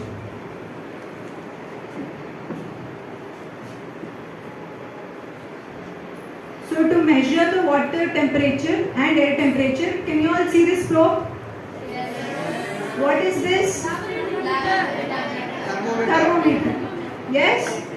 Okay, to assess the air temperature, firstly what you need to do is you need to shake your thermometer. Why the mercury would have been settled? So when you shake it, no, then it will start to pick up the temperature. Okay? Yes? Okay. So after that what you do when you are taking air temperature, don't expose the thermometer to direct sunlight. Okay? Because it will, the temperature just shoots up. So you make sure you are in a shaded region. Shaded region andre marid kelage hogbekanta enilla, direct expose ಮಾಡಬೇಡಿ. You can turn away from the sun and take the air temperature. And also ಈ tip na hold ಮಾಡಬಾರದು. ಯಾಕೆ? ಅದು ನಿಮ್ಮ body temperature na pick up ಮಾಡುತ್ತೆ. So you remember all these things? Okay, to understand, to measure the water temperature, can you all see the image that is shown? One beaker alli we have taken a water sample and inserted the thermometer in it. Then you will note down what is the water temperature. Okay? What is the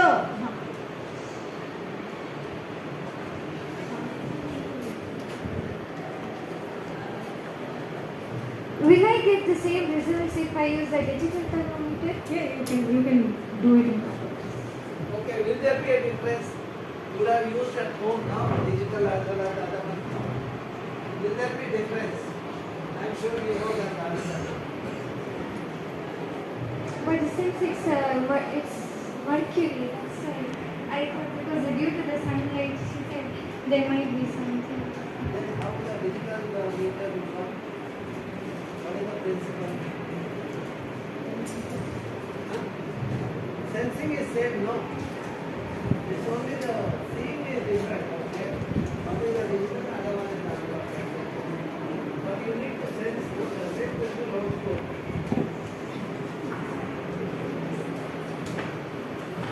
Okay, the next parameter is Kelvin or degree Celsius.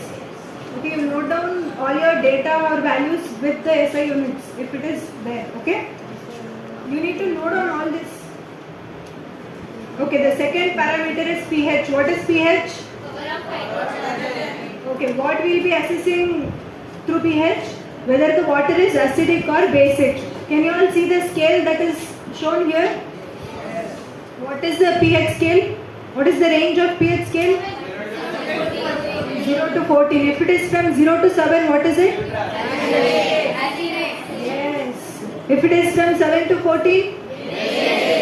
If it is 7? Okay. Can you all see the second image that is there? They have mentioned snails require a pH of 6. This one. Can you all see this? So this is the optimum pH range for all these aquatic organisms. Okay? When you assess your pH, water body ka pH, you can also mention in your report whether the pH range is suitable for the aquatic organisms that are there or no. Okay? This is the pH probe that already Paras sir showed you. So you will be taking water sample in a Tarzan cup or a beaker, some amount of water sample, then you will be immersing your pH probe. After oning the probe, you will be immersing your pH meter in the water sample and you will wait till the value stabilizes. We can't see that. Okay, it is showing 8 point something. So you will note down the reading and you will take the probe back, rinse it with distilled water and dab it with the tissue paper before using it for the next sample. Okay? You will note down the pH value. Done. pH is done. Temperature is done. Yes. Can we use pH? Can you pH strip? See, this is the pH strip that is there. You can use this also. What you can do is you can tear a strip, insert it in the water sample, the color changes and you can compare that with the whatever the lens that they have shown and note down what is the pH level if you don't have a pH probe. Okay? The second one is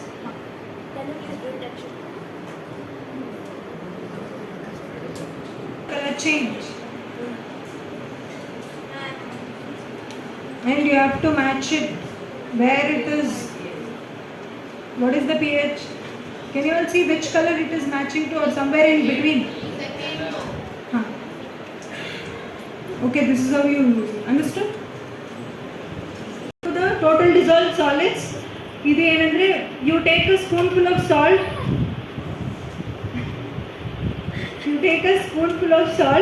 and you add it in water. What will happen? It will get dissolved.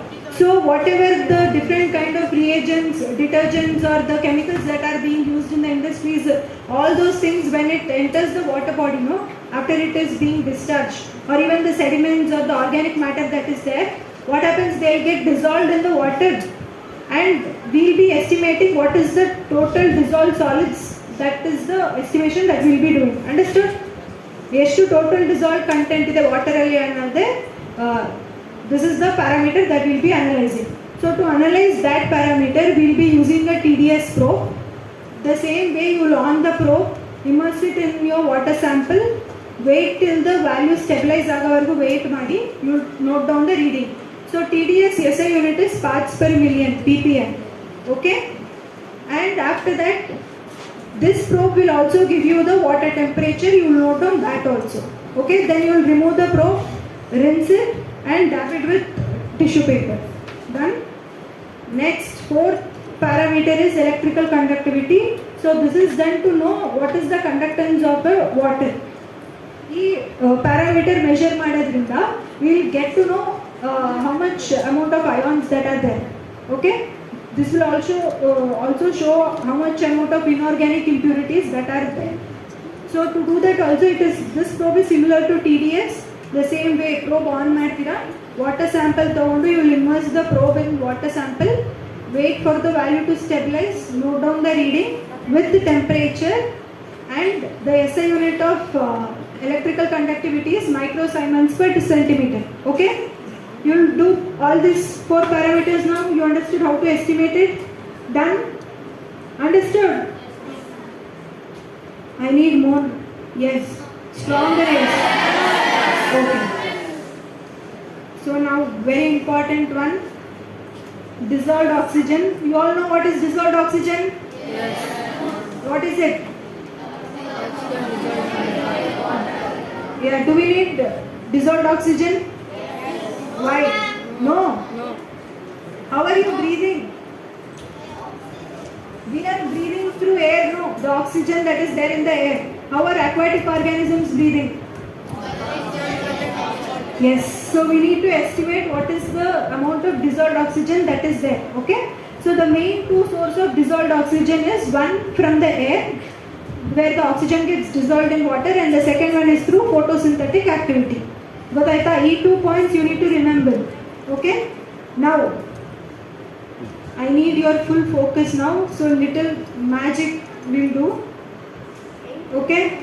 Done? Ready?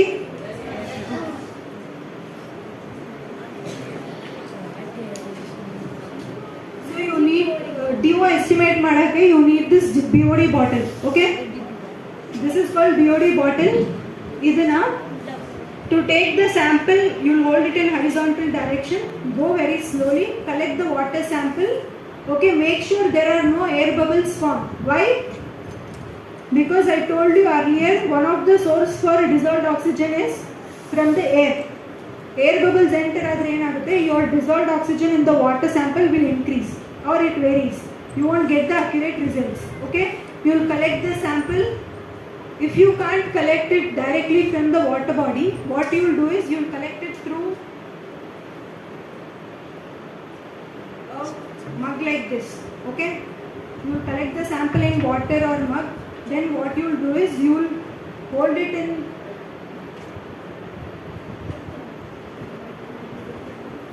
you will add it through the sides of the water bottle.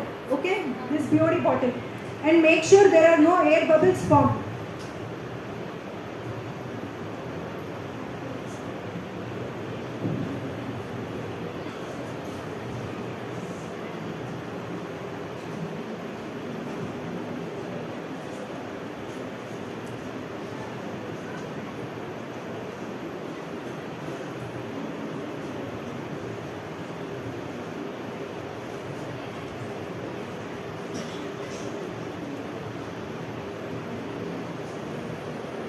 will take it in excess. Water sample ಜಾಸ್ತಿ collect ಮಾಡಬೇಕು. Then you will close the lid and whatever the excess water that is there, you will discard it. Okay now? Understood? You know how to collect the sample in BOD bottle now? After doing that, you will be adding 1 ml of MnSO4. Okay? Manganese sulfate. See.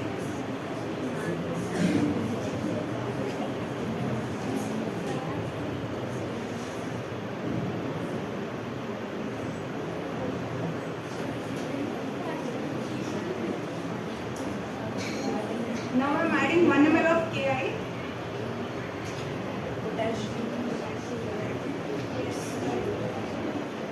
So after adding that, you need to close the lid and discard the excess water, and you need to do the thorough mixing so that the reagents are completely mixed. Why do we add these two reagents? Is to fix the dissolved oxygen that is there. Okay? Now I have mixed it thoroughly. ಇವಾಗ ಏನು ಮಾಡಬೇಕಂದ್ರೆ you need to keep it aside for 10 minutes. Okay?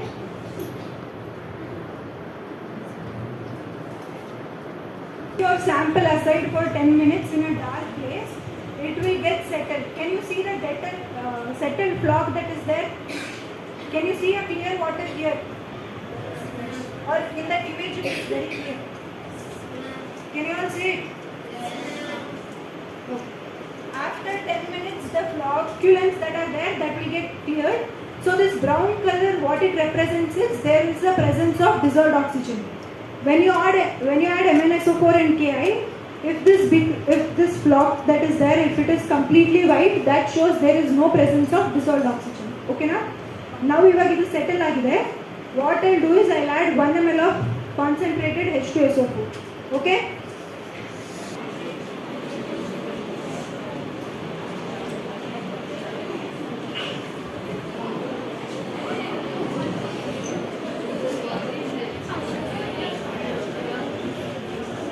So these also you will discard the excess, then you will do thorough mixing.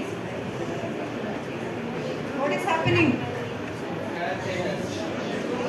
The flocculants that was there is completely dissolved. Can you all see? Now what I'll do is I'll take 25 ml of this sample, measure it in a measuring cylinder and take it in a conical flask. Okay?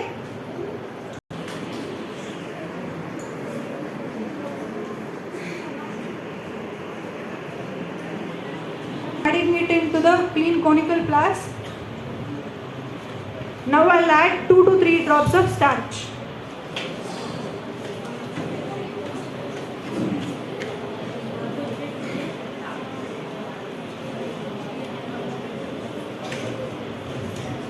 It is in dark brown color, no? Okay, now now the magic starts. I want your full focus, okay? Can you all see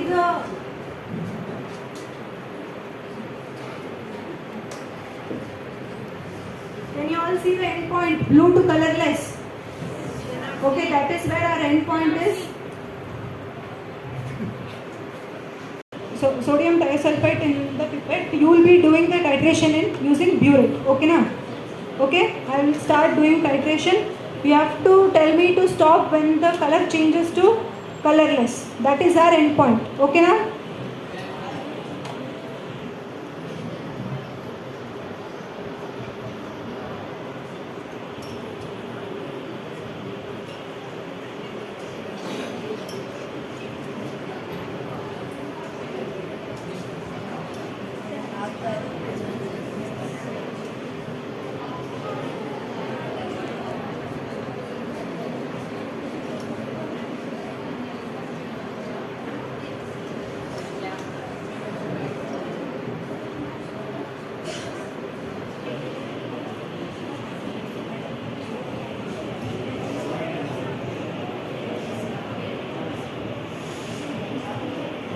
Did the color change?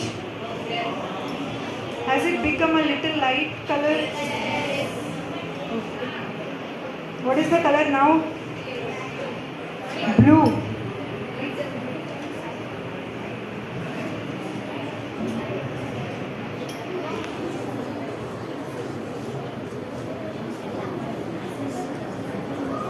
What is the color now?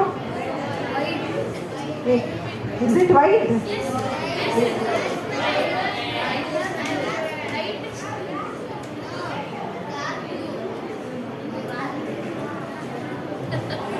What is the color now? Blue. Transparent. Blue.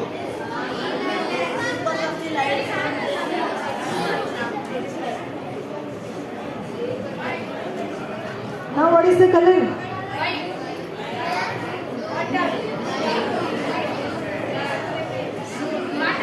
Now is it transparent? What was the color before? Blue.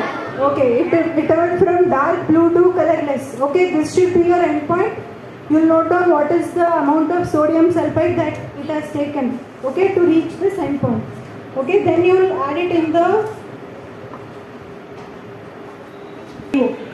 Okay. Magic trick. What happens if we add more to that solution?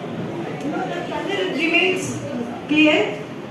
What happens when it is turning to the clear color is all the sodium thiosulfate that is there, it is consuming the oxygen that is there in our sample. Okay, when all the oxygen is consumed, that is showing that okay, all your oxygen that are there in your sample is consumed by sodium thiosulfate. That is giving the endpoint. When we keep adding, there will be no oxygen that is there to react.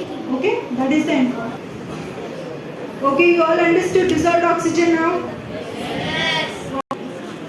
So the next parameter is biochemical oxygen demand. All these things we will be analyzing it in the field of lab. Yes.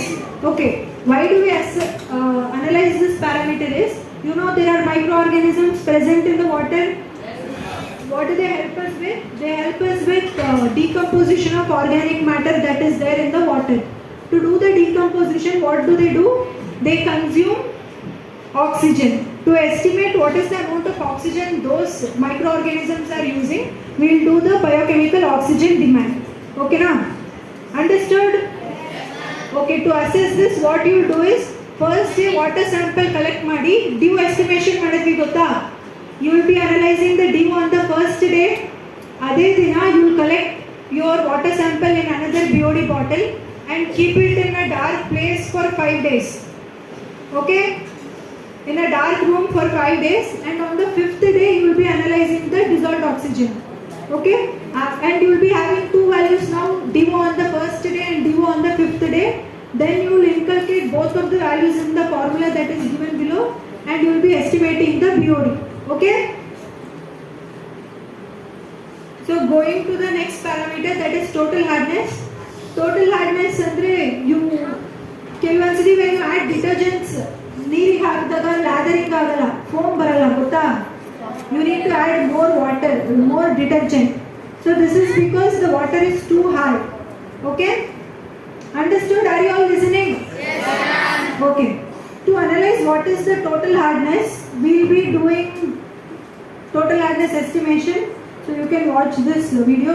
Now I am taking 25 ml of sample. Then I will add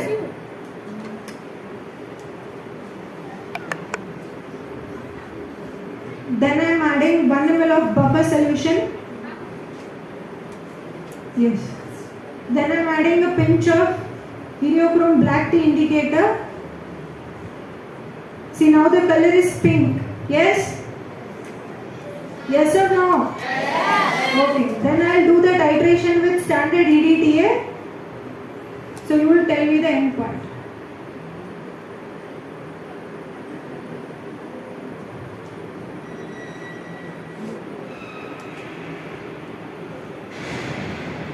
What is the end point? Blue. Okay. What should be the color changes from pink to blue? Okay, that will be your end point for total hardness. Okay, next is, so total hardness give main ಕಾರಣ ಬಂದ್ಬಿಟ್ಟು calcium ಮತ್ತು magnesium. To estimate what is the individual ion content, we will be doing calcium estimation. Okay, now to do this experiment the same way. Okay. So now I'll take 25 ml of sample.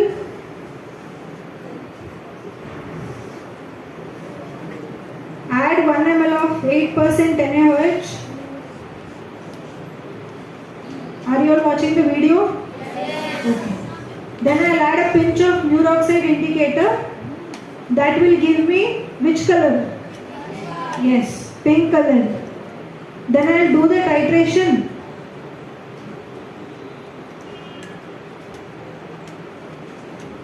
What is the end point?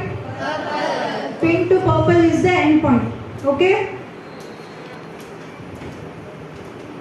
So after next magnesium ion eಷ್ಟಂತ calculate ಮಾಡಕ್ಕೆ, this is very simple. You don't need to do any titration. You will be having total hardness value. You will be having calcium hardness value. Calcium value. What you do is you subtract the calcium with total hardness. Then you will be getting what is the magnesium ion content in your water. Okay? Understood? So usually your calcium value should be higher when compared with magnesium. So in your water sample alli magnesium content ಜಾಸ್ತಿ ಇದೆ ಅಂದ್ರೆ that is because there is too much of algae in your water sample. ಗೊತ್ತಾಯ್ತಾ? Understood? Yes. I'll go to next parameter. You all know there is some amount of salt content in the water. Yes. Now we will try to analyze what is the chloride ions that are present in the water sample. So to analyze that, you need AgNO3 and potassium chromate. Now I am taking 25 ml of sample. I will add 2 to 3 drops of potassium chromate. Then I will do the titration with silver nitrate. Okay? What is the end point? Red. Okay. The end point is from yellow to red. Okay? So after you do the analysis and note down all these values, there will be formulas that I have shared there. You can get it in the website also. You will inculcate all your values in those formulas, calculate the actual calcium ion and total hardness values and get the final reading. Okay? Understood? Yes. Okay, the final is alkalinity. So munche we understood what is pH, alva? Yes or no? Okay, the water body that is there, what it tries to do is it tries to remain the water in neutral condition. 7 alliradike it will be trying. Okay? To estimate what is the buffer capacity of the water body, we will estimate alkalinity. So to do that, same munche titration madidala, the same way. Here what we do is we will add 2 to 3 drops of phenolphthalein indicator first to the 25 ml sample that we have taken. If it turns pink, then it shows the presence of free carbon. We will do the titration with constant like diluted H2SO4. Then the color should turn from pink to colorless. Okay, then what we will do, we will add methyl orange indicator. Then the color turns from yellow to orange is red.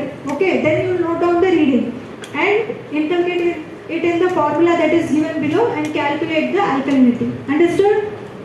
Okay. Now we did the experiment, we assessed all these parameters, we have our data. What we do with this data? First we compare these data with the standards that are given by Central Pollution Control Board or Bureau of Indian Standards. This is the standard given by Central Pollution Control Board. Can you all see the classification that they have given? First you will compare your pH value with this A, B, C, D classes. Okay? If our values come in A class, then we say the water is fit for drinking. If it is class B, we say it is fit for outdoor bathing. If it is C, we will say drinking water, but after there is some treatment that is done for the water. Okay, if it is class D, then we can use that water for fish culture and wildlife propagation. If it falls in class E, then the water can be used for irrigation and industrial purposes. Okay? You will all do this? Understood? Yes, ma'am. Okay. Okay, then there are water standards for drinking water also. You all can assess your AquaGuard waters that is there in your school, or if you are using AquaGuard at your home, you can take the sample from those waters from that AquaGuard and analyze and compare it with the BIS standards. Okay. Then after doing the analysis, you can say whether the water is fit for the aquatic organisms that are, that inhabit in that water also. You will all do the water quality assessment. Understood?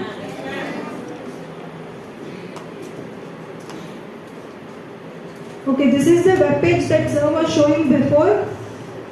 So when you go to Lake Symposium 2024, can you see the student and teacher section? In that, when you click on the reference material, can you see environmental monitoring? Okay, when you click on the environmental monitoring, it takes you to this page. And when you click on the section 7, in that, the detailed, write-up of how much sample you need to take, where and all sampling points are there, where and all you are supposed to collect the water samples, how much of reagents you are supposed to prepare, what are the chemicals that are required for preparation of reagents, everything is given in detail. Okay? If you have any doubt, you can go to the web page or you can contact any one of us. Understood? Thank you.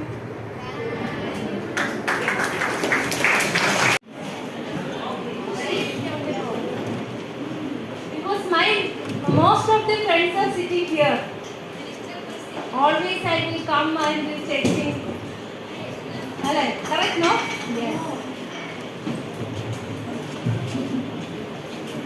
Okay. Now I will talk about the fish and the water quality linkage. You all know about the fish. You like fish?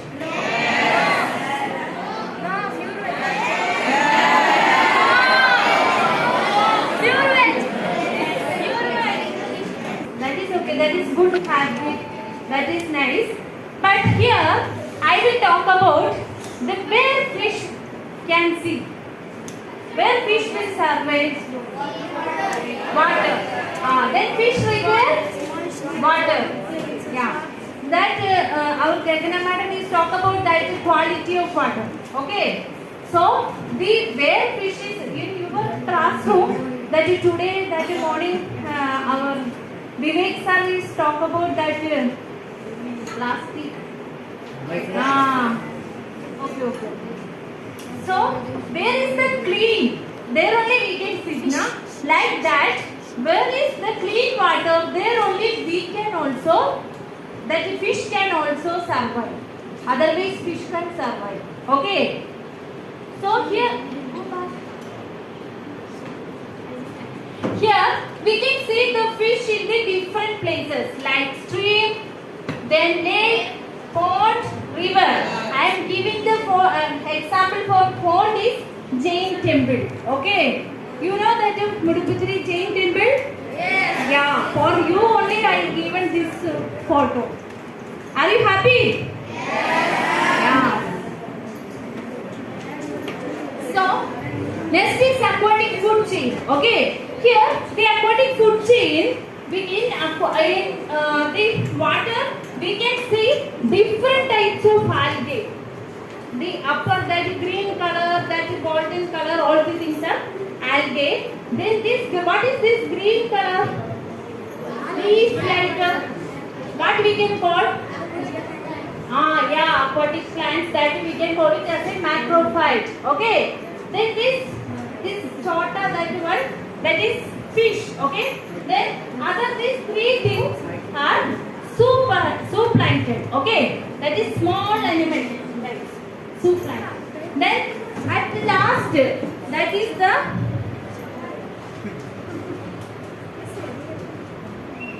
this one, it is the debris, organic matter. Like this, you can see from your pond only that our that Viveks are created one lake near to that Shobhavana, that near to that hostel.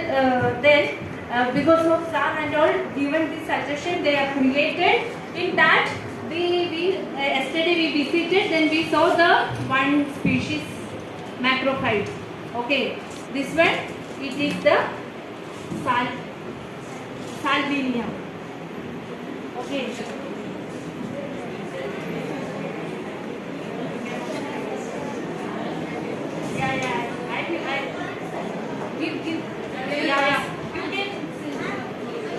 You can pass it on.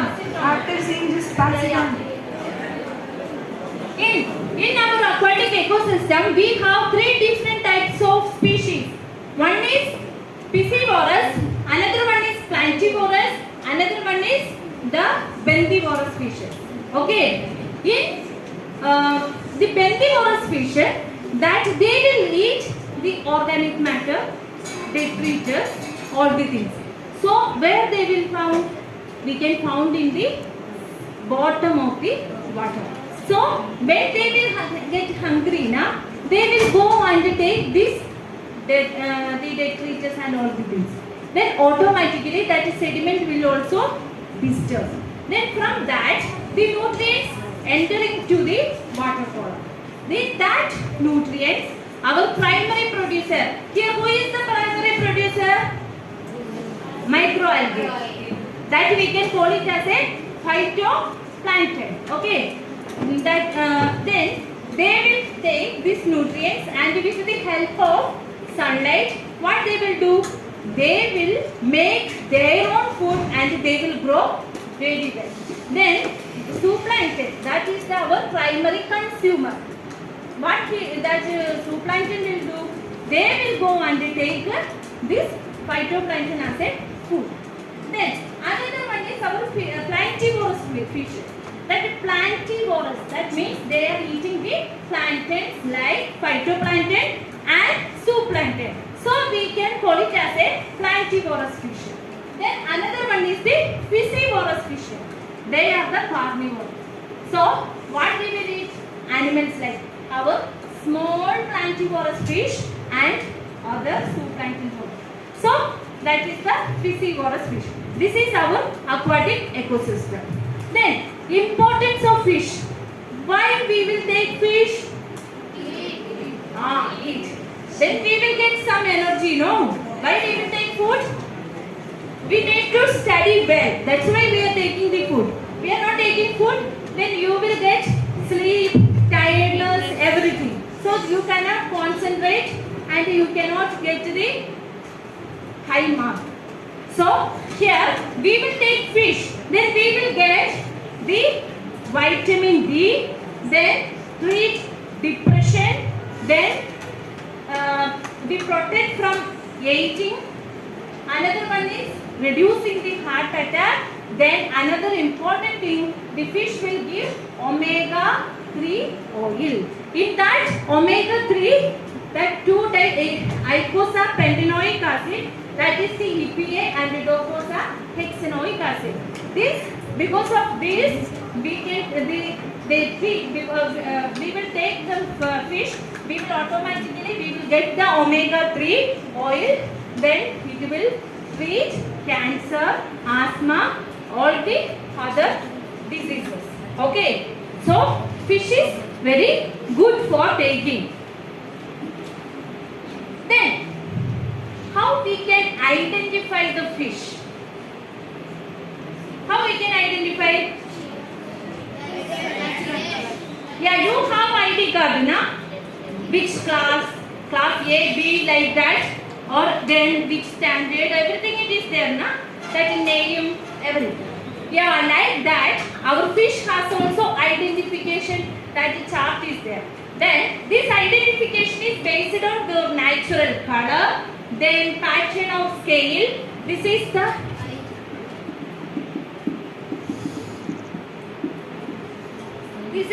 scale pattern. Okay, that pattern, their mouth pattern, then paired and unpaired fins. Here you can see the paired fins like pectoral and pelvic fins, unpaired like the caudal fin, anal fin and the dorsal fin. Okay, some fins, they have the spines also. Spines means they have it is sharp. Okay, That's why they have that now.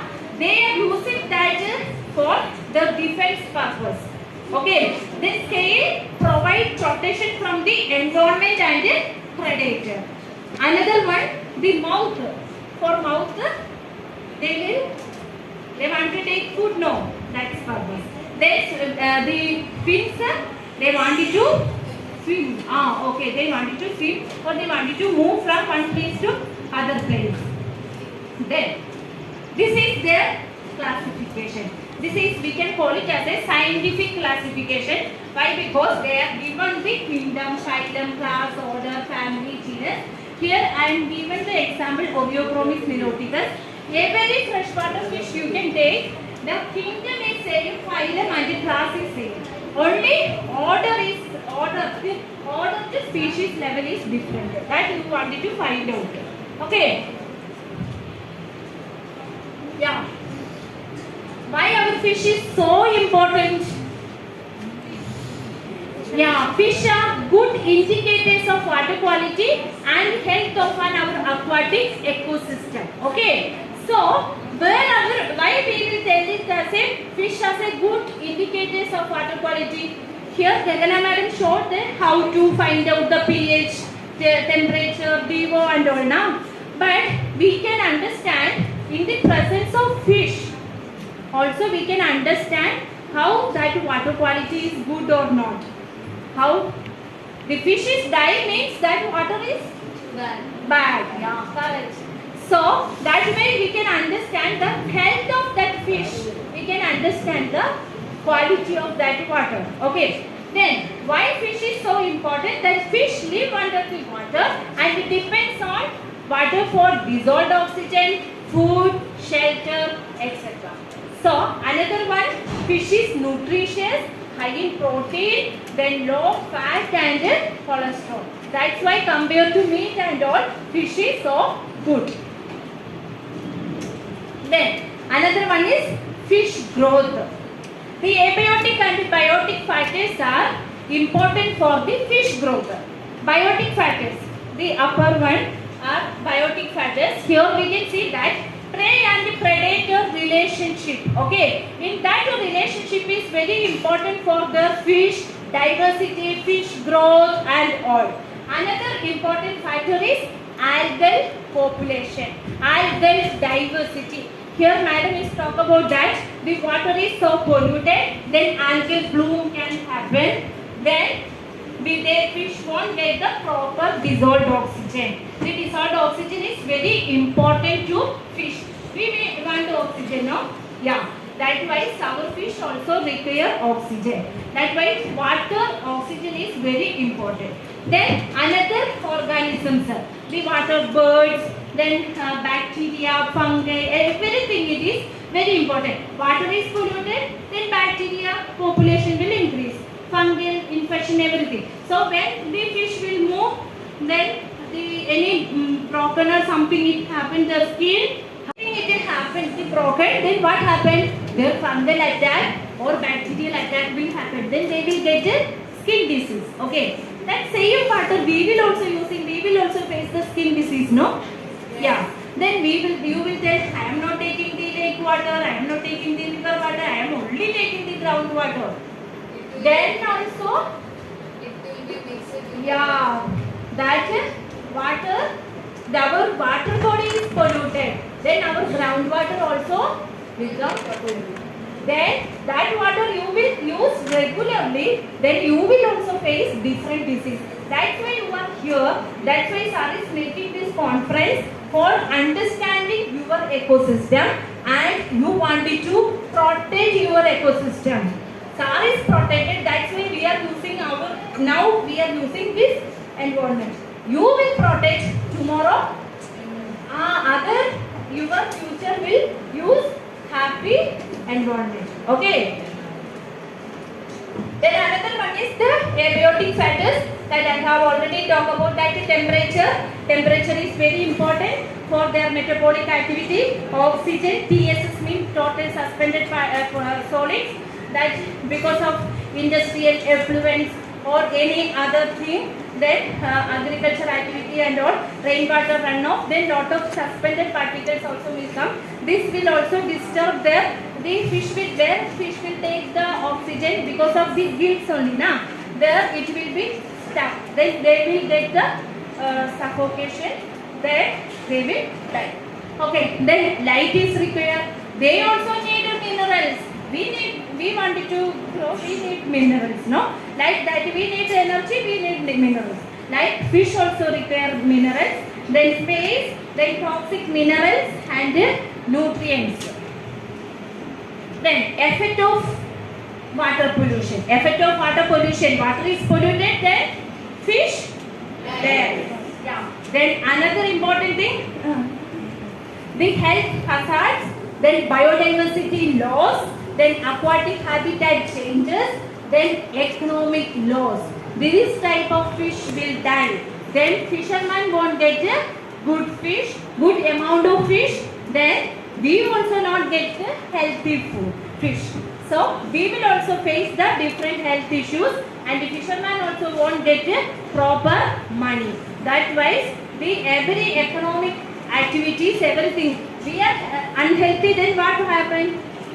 We wanted to go to hospital, no. Our money also go there only now. That wise, our economic loss will happen. Okay, here the polluted water, the eggs and fries cannot survive. I can show you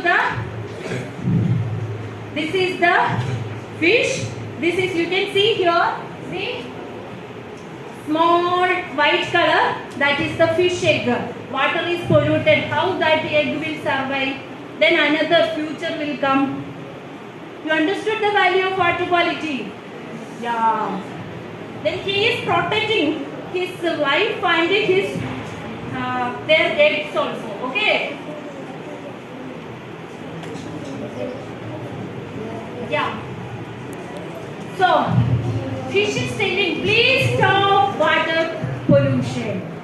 Why? Because the water is polluted. Here we can see that gill, jaw, eye, muscle, skeleton and fin deformity will happen. Then another important thing, split fins. So you saw that fins. There it will be splitting or something, then they can't move, they can swim properly. Yeah, then they will die very fastly. Then another thing, today we will talk about that microplastics and all. Na? We wanted to protect our water body. We wanted to reduce our plastic usages. Why? Because whenever we will use all the plastic items, we will, after our usage, we will throw. Then it will go to at last, where is it will go? In the water body only it will go. Then because of the time duration and sunlight, it will break. Okay. In that small piece, that is the size is 5 mm. That is the microplastic size. We cannot see the properly. Then it will come to this microplastic come to zooplankton and phytoplankton. That small fish will take. Then from that big fish will also take. Then we will take that big fish. Okay. Okay. I am not taking fish. That's why you are happy. Huh? Yeah. Okay. Your friend is taking fish. I am not taking fish, so I don't have any problem. I won't get any microplastic. You cannot think like that. Why? Because here you will use the bottled water or packing packed food items and all the things you will also have. Then you will also get the microplastic. Okay. So this everything it will affect our health. Then for fish study, you should identify the fish species, then list out. You wanted to identify first. Then only you can list out how many fishes are there, what are the fishes. Then you can identify first fish, then list out, then find out the scientific classification. Another important thing is that food and feeding habit. What are the food they are eating? That is, you will get that from the literature. Don't worry about that. I will give that link also. Then find out their habitat quality, where they are surviving in the water only. So you wanted to analyze your water quality. What madam has shown now, that you wanted to, that's parameters you have to find out. Then list out their economic importance. What are the economic importance of fish? Fish, we can use it as a food, ornamental purpose, medicinal thing, etc. So that one you can find out. Then and last, the IUCN status. What is that status of that fish? That means that is vulnerable, that is threatened, endangered, that one. That is also. Then you will, then your fish study is over, your fish project is also over. Then you can present in our lake symposium. Yeah, this is, we can, before you, this all the things, for this study, you have to do the field visit. Okay, here you can see your friends are visiting the field. What madam is told now, that all the parameters they are looking and all the things with your teacher and friends. Don't go alone. Okay, you wanted to go to the water sample collection or any field visit, you should go with your particular that teacher and your group. In your one project, you can 3 members can together you can do, or 2 members also, or 1 member also can do. That is not a problem, but with your teacher and friends. Then these are the useful links: India Biodiversity Portal, then Animalia, Fish Base, ISPSS, that is our website. These all the things you will get the fish life cycle, then fish economic importance, everything you will get. Another important thing, IUCN red list. There you will get the status of that particular fish. Then, so fish is telling like stop water pollution. Why? Because the future of our environment is in your hand. What? Future of our environment is in our hand. Yeah. So, save lake for fish and don't pollute water body. Thank you. I'll discuss on the topic biomonitoring of lakes. So, biomonitoring of lakes means monitoring the lakes or monitoring any water body using the that is biotic organism that lives in water. Okay. So, water gets polluted when there's an inflow of domestic sewage, then there's agricultural activities where there is lot of pesticides and insecticides enter the water body. Then when all the industrial waste also enters the water body. So when water gets polluted, all the diversity, species composition, all changes. Okay. So when water gets polluted, all the organisms in the food web will be decreasing. That is, so when water is polluted, the population of the algae are primary producers in the aquatic ecosystem. Okay. So when water is polluted, the primary producer, primary consumer, secondary consumer and the tertiary consumer, all population will be affected. So there will be decline in the biodiversity. Okay. So biomonitoring of lakes, firstly I will be talking about planktons. So plankton means wanderer, means the organism that floats in water. Okay. So planktons are of 2 types, phytoplankton or microalgae, and then second one is zooplankton. So this phytoplankton, phyto means plant, okay, something related to plants. So phytoplanktons are plant-like organisms which live in water and then move in water freely. Okay. And zooplankton, zoo means animal-like organisms. So zooplanktons are animal-like organisms that move freely in water. So these two are planktons and they serve as bioindicators and help in the biomonitoring of lakes.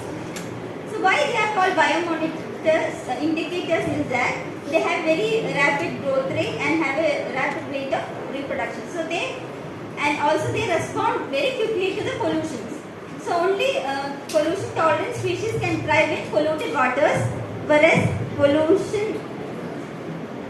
those sensitive organisms, they die out in water. Okay, so when these species die out, then there will be decrease in the biodiversity. So another thing is macrophyte. So today you saw salvinia, no? So that is an aquatic plant. Macrophytes are called aquatic plants. So where do algae live? Algae can be seen in freshwater habitats like in streams, ponds, rivers, etc. Then they can be seen in marine habitats. So in marine ecosystem there will be like macroalgae are also present called seaweeds. Then also small microscopic organisms like plankton, phytoplankton are also present. Then terrestrial habitats, like have you seen quachi near to some floor, walls and etc. So algae is also found on terrestrial habitats like on walls, snow, etc. Okay. So how do we collect plankton? So here you can see this is the plankton net. So we have to pour about 50 liters of water, lake water through this plankton net. So what happens is water will flow out through the net portions. Then the entire green color biomass will be collected down tip. Okay. So then we have to transfer all the contents of the tip to another sterile container, take to the laboratory and look under the microscope. So to see the planktons, phytoplankton and zooplankton, you need a microscope.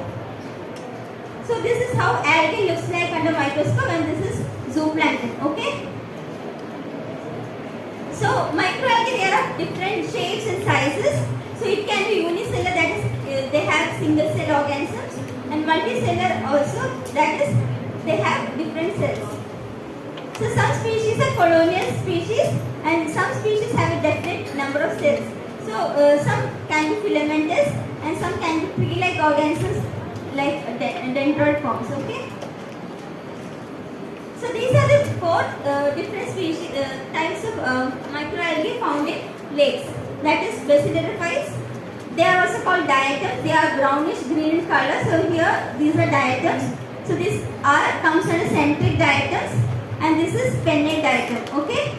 Then euglenophyte, the peculiarity of euglenophytes is that they have eye spot. Can you see here some orange red spot? So this is one peculiarity of euglenophyte. That's how you identify it. They have an eye spot. Then they are green in color.